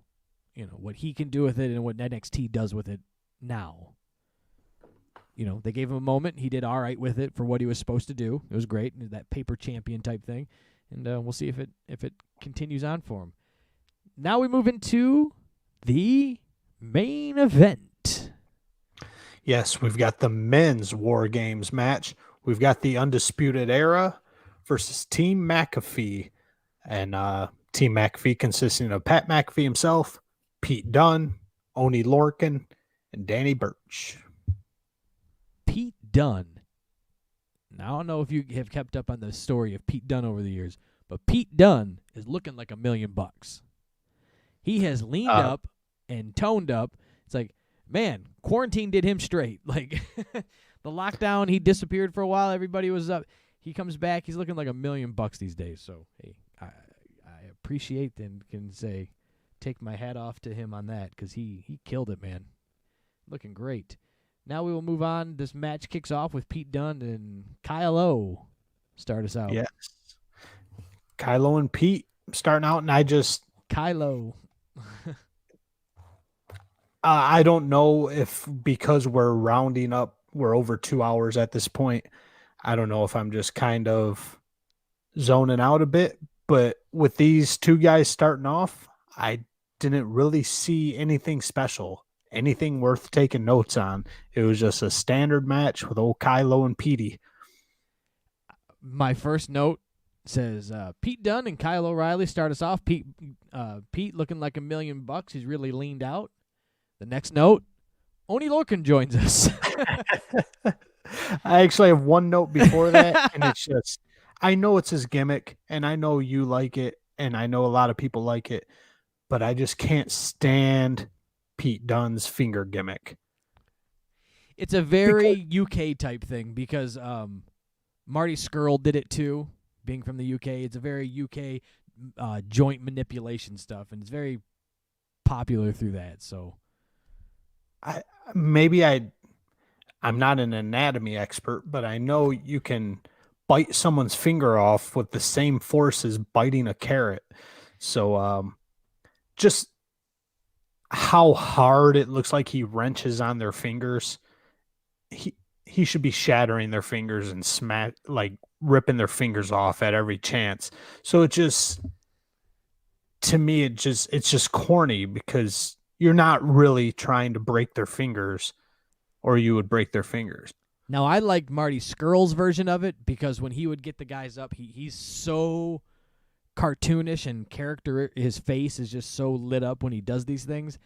And then when he would do it, that independent wrestling crowd would pop so loud and yell, "You sick fuck," like at the second that he would do it. And that really made me pop for it because it was like you were waiting to scream that because you're like, here it comes, here it comes, here it comes. And then he would do it and everybody would go, "You sick fuck." So I always like that. Just try and help me, Brian. What's the point of it? Is it to dislocate, maybe? Not break, but dislocate? I don't.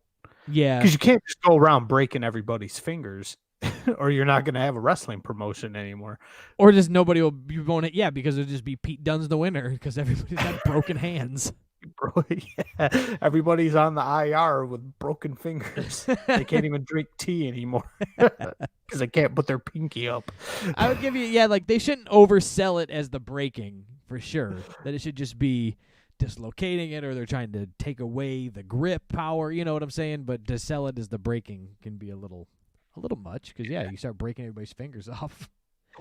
I'm gonna Yeah, break I you. don't You know. I break guess my I finger. spent a little too much time on that, but it just irritated me. Break my fingers. I'm Yeah, gonna break my your next nose. note here is Orny Lorcan is back in this boy. Orny Loken. Gives McAfee's team the advantage, so the heel team gets the advantage. Eric was looking for that. Yep, that's what we need. We need the heel team to have a 2-on-1. That way we can cheer for the baby faces. And again, I have the note in here. I said I like the War Games, but the beginning parts are just slow. There's no fear as the match has not started. There's no fear of a losing or a winning team because officially the match hasn't started till everyone is in the ring. So kind of back to that same thing. We won't dig too deep on that again, but it's just you can kind of take your time with it. So Bobby Fish evens out the Undisputed Era and does his job bringing the momentum back to their side once Bobby Fish comes running in.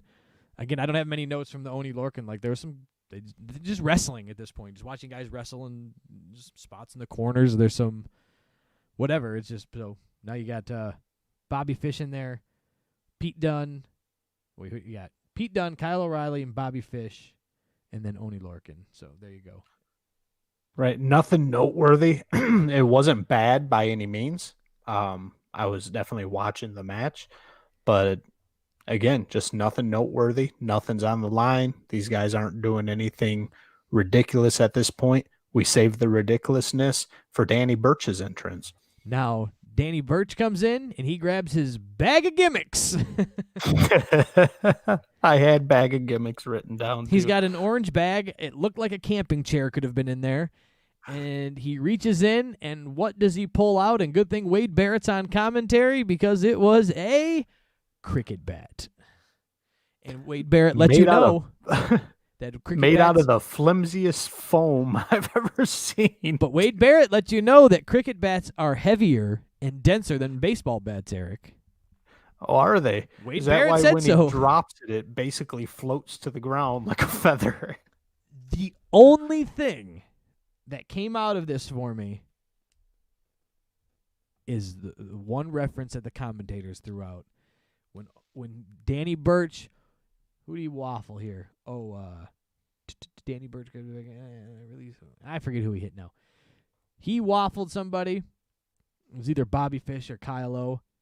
And then he goes, and Danny Burch pulling out his Casey Jones.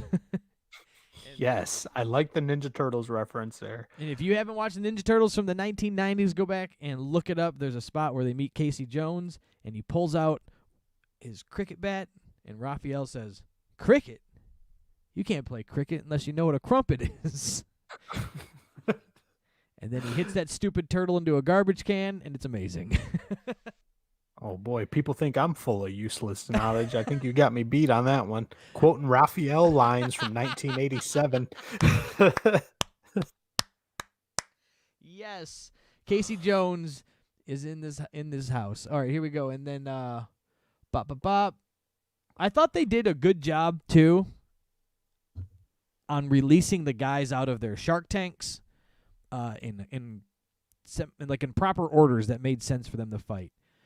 Kyle O and O'Reilly and Pete Dunne started off. Now, Kyle O'Reilly, Bobby Fish, been a tag team, obviously, for years. Right. They're kind of separating into the singles era now, in the singles world. They're kind of back and forth. They're flirting with it, if you will. And then Pete Dunne being the singles guy, that worked out. Boom, your next guy into the ring is Oni Lorcan, and then Bobby Fish, and then Danny Burch. Now you've got the tag teams in there. You know what I'm saying? You put the two tag teams have battled. You're getting the singles guys in there. Then they save Pat McAfee and Adam Cole for the end. I thought it was just put together well. It wasn't very random. It wasn't like the tag teams didn't match up. You know what I'm saying? It was just they put the guys in there that had beef with each other at the right times.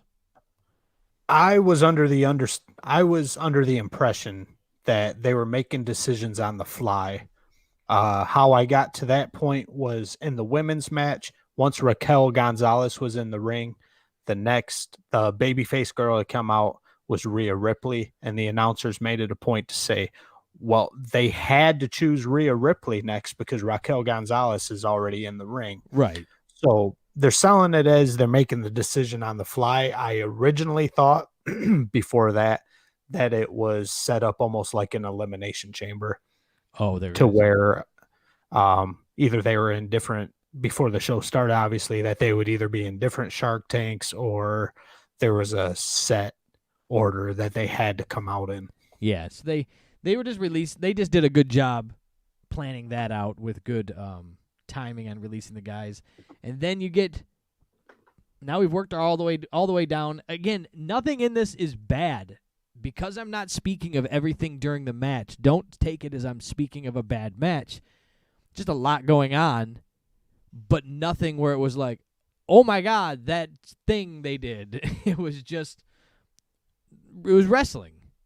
There was nothing that you haven't seen from, Bobby Fish and Kyle O'Reilly and Danny Burch and whoever else, Pete Dunne and all the other guys. So I'm not saying it's a bad match. It's just there's so much to talk about, and we'll just move on kind of to where things kind of spice up here as you get Pat McAfee coming down to the ring now. He goes for the gimmicks. Who skipped Roderick Strong. Roderick Strong came in. And that was a throwback to the women's match because when Roderick enters, he immediately gets ambushed. And just to keep the advantage on the other side, So I thought that was kind of, I didn't know if it was cool or just recycling shit from a previous match, but it was just like, oh, this seems very familiar. Yeah, you just like even if it's recycled in the same match or in the same show, you don't mind when heels are heels. Right, that's true. I'm always fine with that. And then is this now we're down to, now we just have in the Shark Tank, Pat McAfee, Adam Cole. Right? And I do want to give props one more time before we get McAfee and Cole into the ring, that when Roderick Strong finally got into the ring and he made the comeback for Undisputed Era, Team McAfee, minus McAfee, obviously, were doing such a good job of feeding that comeback. Roderick Strong was just on fire, and anytime he turned around and needed someone else to hit, pop, somebody else was there. So they're hitting the ground and popping up and getting in the right spot just to keep that comeback flowing. And it really we didn't take a ton of notes at this point on this match, but it really brought the excitement up, this comeback from Roderick Strong. Very much. It was a good, you got to love the good comeback. Because without a good comeback, it's just all one-sided. Then it feels like an NWO match from 1997 where you're going, well, this is just an ass-kicking, and then we'll move on to do something else later. Pat McAfee comes out. He gets released. And now it's, he goes down. He starts grabbing out the gimmicks. And he gets out some tables. And I had to keep changing the numbers on my notes here. I first wrote McAfee enters the arena or gets out of his shark cage and he grabs a table. And then I had to backspace. He grabs 2 tables. Backspace. He grabs 3 tables. At this point, I'm just waiting for the number. I'm like, how many is he going to grab? I'm not writing a new number. After I saw that there was the names on them, like he pulls it out with the Undisputed Era logo on it, and it was like, this one says Kyle, or, it says O'Reilly, then Fish, Roderick, and then it was, you knew Adam Cole was going to get one, so there you go. All right, fine, you bastard. You knew there was going to be 4 tables. I had a pretty good guess that everybody was going to get one, especially Adam Cole had to have one, right? Especially had to be the bottom as well. Pat got to get in the ring at a pretty good spot they had set up for him because the Undisputed Era was down and out at this point by the time Pat kind of comes in. Right, thanks to Roderick Strong and his comeback. So so he gets to kind of come in and this is only his second match. Let's keep that in mind. That this is only Pat McAfee's second time ever being in the ring on TV. Right. So he gets to come in and he kind of gets his feet wet for a little bit by just like dancing around, gets involved in some little things here and there. He does the moonsault. He's kind of showing off his athletic ability. And then that's when Adam Cole gets released. And now the match kind of picks up and goes bananas a little bit. Oh, yeah, and it starts off with a fire extinguisher. Yeah, he goes. Adam Cole goes right under there and finds the fire extinguisher, and he puts out the fire that they're having in the ring there. And then what happened next here? Where are we at? Where are you at on your notes, Eric? I think mine got a little disarrayed. Well, I've got Adam Cole entering the ring, spraying everybody with a fire extinguisher to kind of slow him down a bit, and then just starts cleaning house. And you got McAfee while Adam Cole's just over there whipping everybody's ass. Pat McAfee's just chilling in the other ring, just kind of observing and waiting for his chance. The thing that I can give Pat McAfee is I don't know if he's knows what to do in a natural sense. If he's told what to do and listens, I'm not sure which way it goes. So either way, he wins and gets the credit for either listening or knowing what to do. But he's not getting involved where he doesn't need to be involved. And by saying that, like, he's not supposed to be. He's not a super trained wrestler yet, whether what he's going to be or not. So he needs to, A, stay safe, B, keep the other guys safe, and not look silly so he doesn't blow up his spot. So him not getting in the ring, people would be like, well, he didn't get involved. He doesn't look like a wrestler. No, he looks like a great heel wrestler. It's like, well, I'm not going over there. They're beating each other up. That's stupid. I'm trying to win this thing, not get into a fight. Yeah, precisely. Even though the real reasoning behind it may be just kind of stay out of the way while all this chaos is going on so nothing gets fucked up.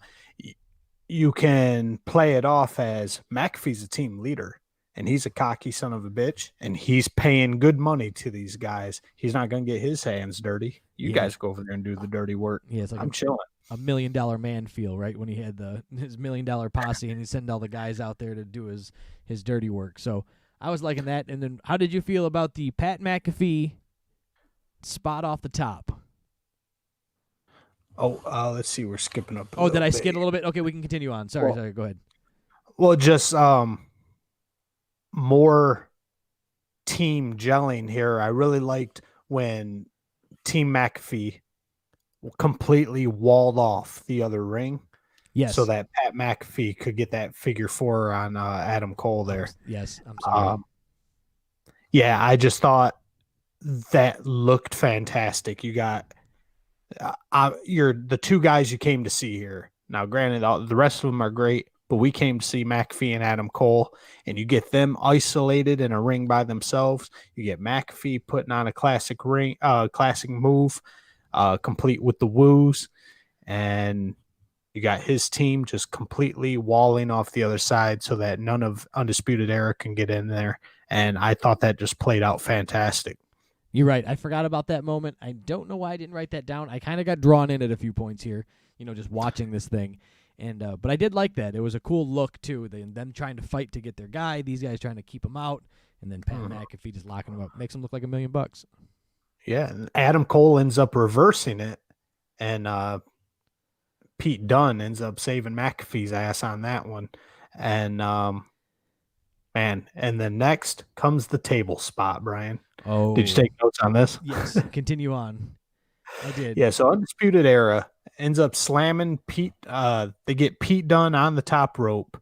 You got Danny Burch laying on one of the mini tables that Pat McAfee brought in, and they powerbomb Pete Dunne onto Danny Burch onto the table, and the table just says, "Nope, not today, fellas." You have no give. It was. I just have in my notes here. It says those tables were stiff. That spot looked brutal, man. Poor Danny Burch had to take that entire. And then, which guy from the Undisputed Era? I don't remember off the top of my head. Did a splash onto him to put him through the table. I want to say it was Bobby Fish. That's what I wanted to say. Either way, sure. Bobby Fish or O'Reilly. Yeah, man. That table, it still didn't really want to go. I don't know where they got them tables from. And then, holy smokes, we got next on the list. It's been a few days since I watched this here. So we get another table spot right after that. Yeah, Pat. you got Pat McAfee attempting a superplex on Adam Cole, and this is another thing that just looked absolutely fantastic for being a rookie and a celebrity rookie.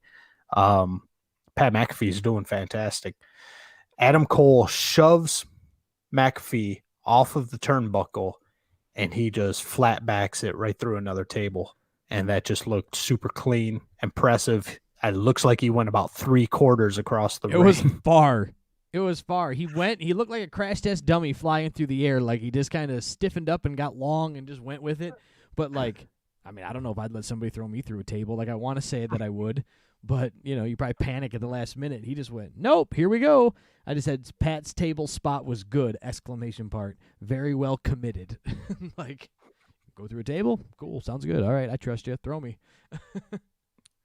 Yeah, McAfee's fearless in there, man. He likes taking bumps. He does.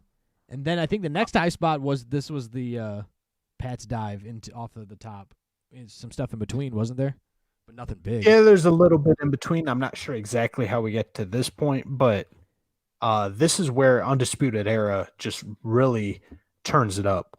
They've got everybody except Pat McAfee wedged between the ring ropes and the fence, the cage, and Undisputed Era just takes turns, one after the other, dive bombing them, elbowing them, drop kicking them, enziguring them, and they really just light up Team McAfee. But at that point, it gets you scratching your chin and wondering, where's Pat? Like, we understand he just went through a table, but he's not knocked out. He's not Earl Hebner. He's got to be around here somewhere. And where was Pat, Brian? He was on top of the cage. At least he didn't have a garbage can. Garbage can. And then he looked up, looked out, screamed, and swanton bomb flipped right into everybody. Now, it was a catch me spot. No question. I've talked enough shit about catch me spots. But for a guy's second match to climb up to the top of a cage and jump into, 6 other guys, it's pretty impressive. I'm not a big fan of the catch me spots. Discussed it many a times, but again, I can give Pat McAfee credit for going all out on it. It was definitely a highlight of the pay-per-view that has kind of gone viral in its own sense. Former football kicker Pat McAfee in wrestling diving off cages, like you're seeing it kind of do the rounds of its clips on social media and such. So, hey, they got what they wanted out of it. And in an effort to not completely sound like a moron here, I missed a lot of stuff in between that. I guess it wasn't the it wasn't just as quick. The McAfee getting beat up against the fence. That's not where the Pat McAfee spot came in. In between that, McAfee ends up getting surrounded by the entire Undisputed Era, and they just all beat the shit out of him. Oh, yeah. And then McAfee's squad saves him from getting finished off by the entire Undisputed Era. And then there's a whole spot where everybody's on the top ropes. I forgot about that one.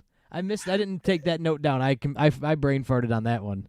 And Adam Cole ends up giving a neck breaker to Pete Dunne off the top rope, and Roderick Strong superplexes Pat McAfee. So, yeah. And then both teams just clam up. This is where it comes in.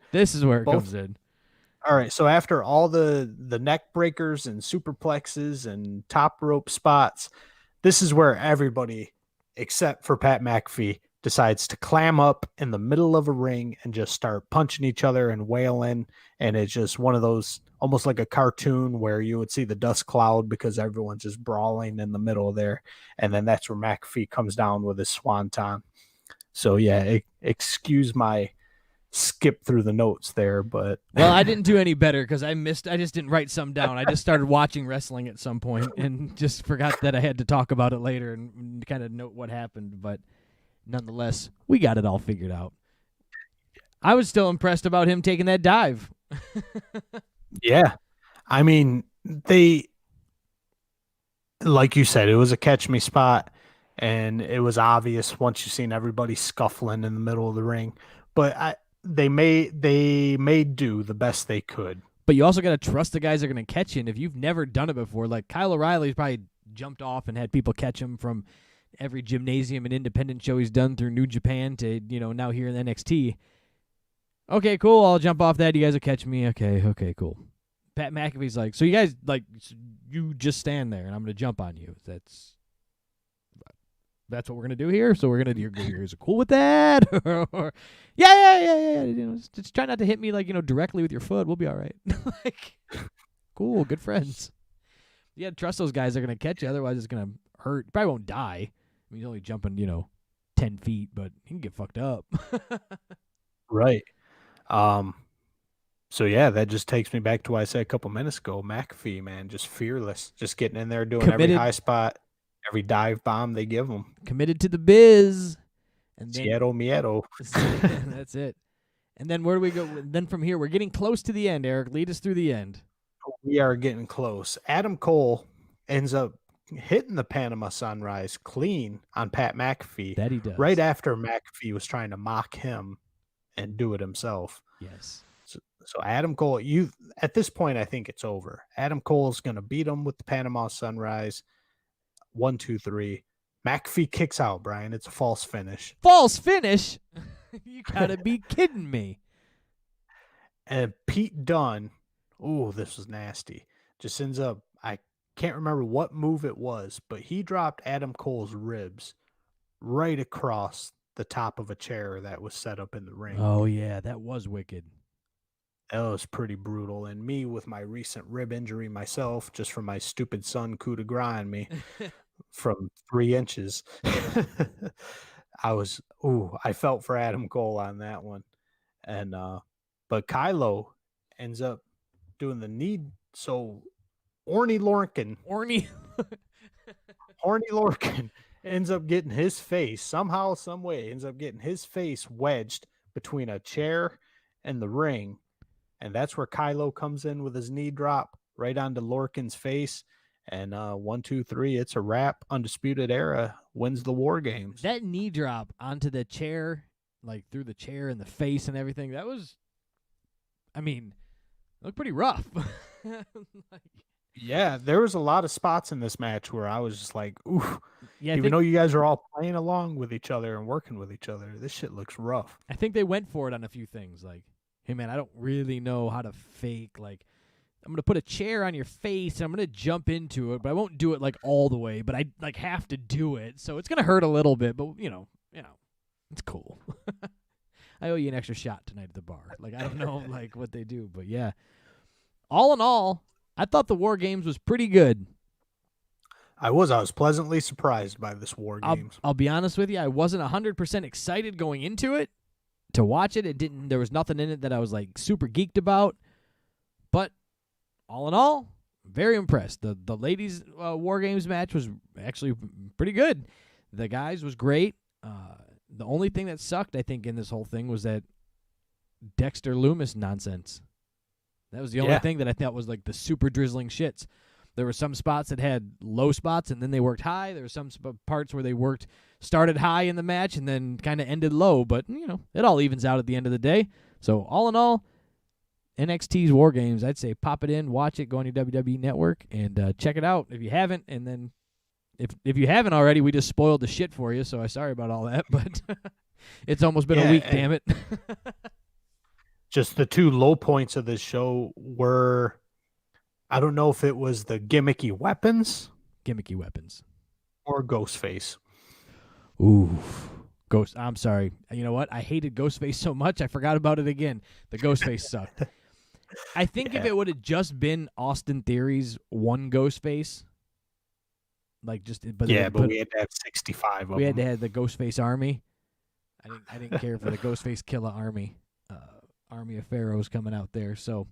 Well, with that, I think wraps us up. We've been chatting about NXT about as long as the pay-per-view was here, so we're going to go ahead and pop off here and check us out every week, every Friday. These drop hot in your podcast of choice, iTunes, Spotify. Go ahead and make sure you subscribe if you want to rate and review. That always helps your boys out.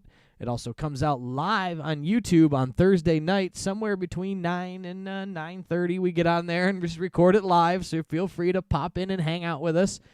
And we chatted up about wrestling, and then they go live on YouTube right after that, so feel free to subscribe on YouTube, like and leave a comment, and hit the notification bell, and all that stuff that YouTubers tell you to do. You know, they do this move here, hit the notification bell. Make sure to comment. Make sure to subscribe. Link in the description below.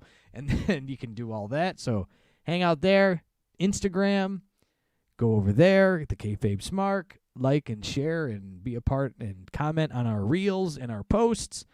And there you go, man. Just be a part of it. And then hop on Facebook and get in the group and like our page. Facebook. The KayFabe Smark on Facebook, Instagram, TikTok. And there you go. And subscribe to... Well, not subscribe, but subscribe to us on YouTube, and then go over to audibletrial.com/thekayfabesmark and get your free audiobook, free 30-day trial, man. There you go. Eric, what you got?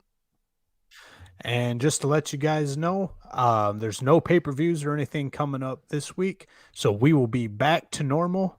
Our meat and potatoes will mainly be AEW, and with all this stuff going on between Impact and AEW, we will be the first to tell you if Tessa Blanchard ends up coming over to AEW to beat Brian Cage clean once again. And he did it. Than that, he got it in a spot where Brian Cage and Tessa Blanchard was not even involved. That son of a bitch. And we'll let you know. We'll be the first to report. But other than that, you can catch me on my own Instagram. Brian tags me in a lot of the KayFabe Smark posts. My name over on Instagram is it's Eric. And I think there's only one more thing I got to say, Brian. What's that, Eric? What do you have to say? Hooty hoo, we out the gates.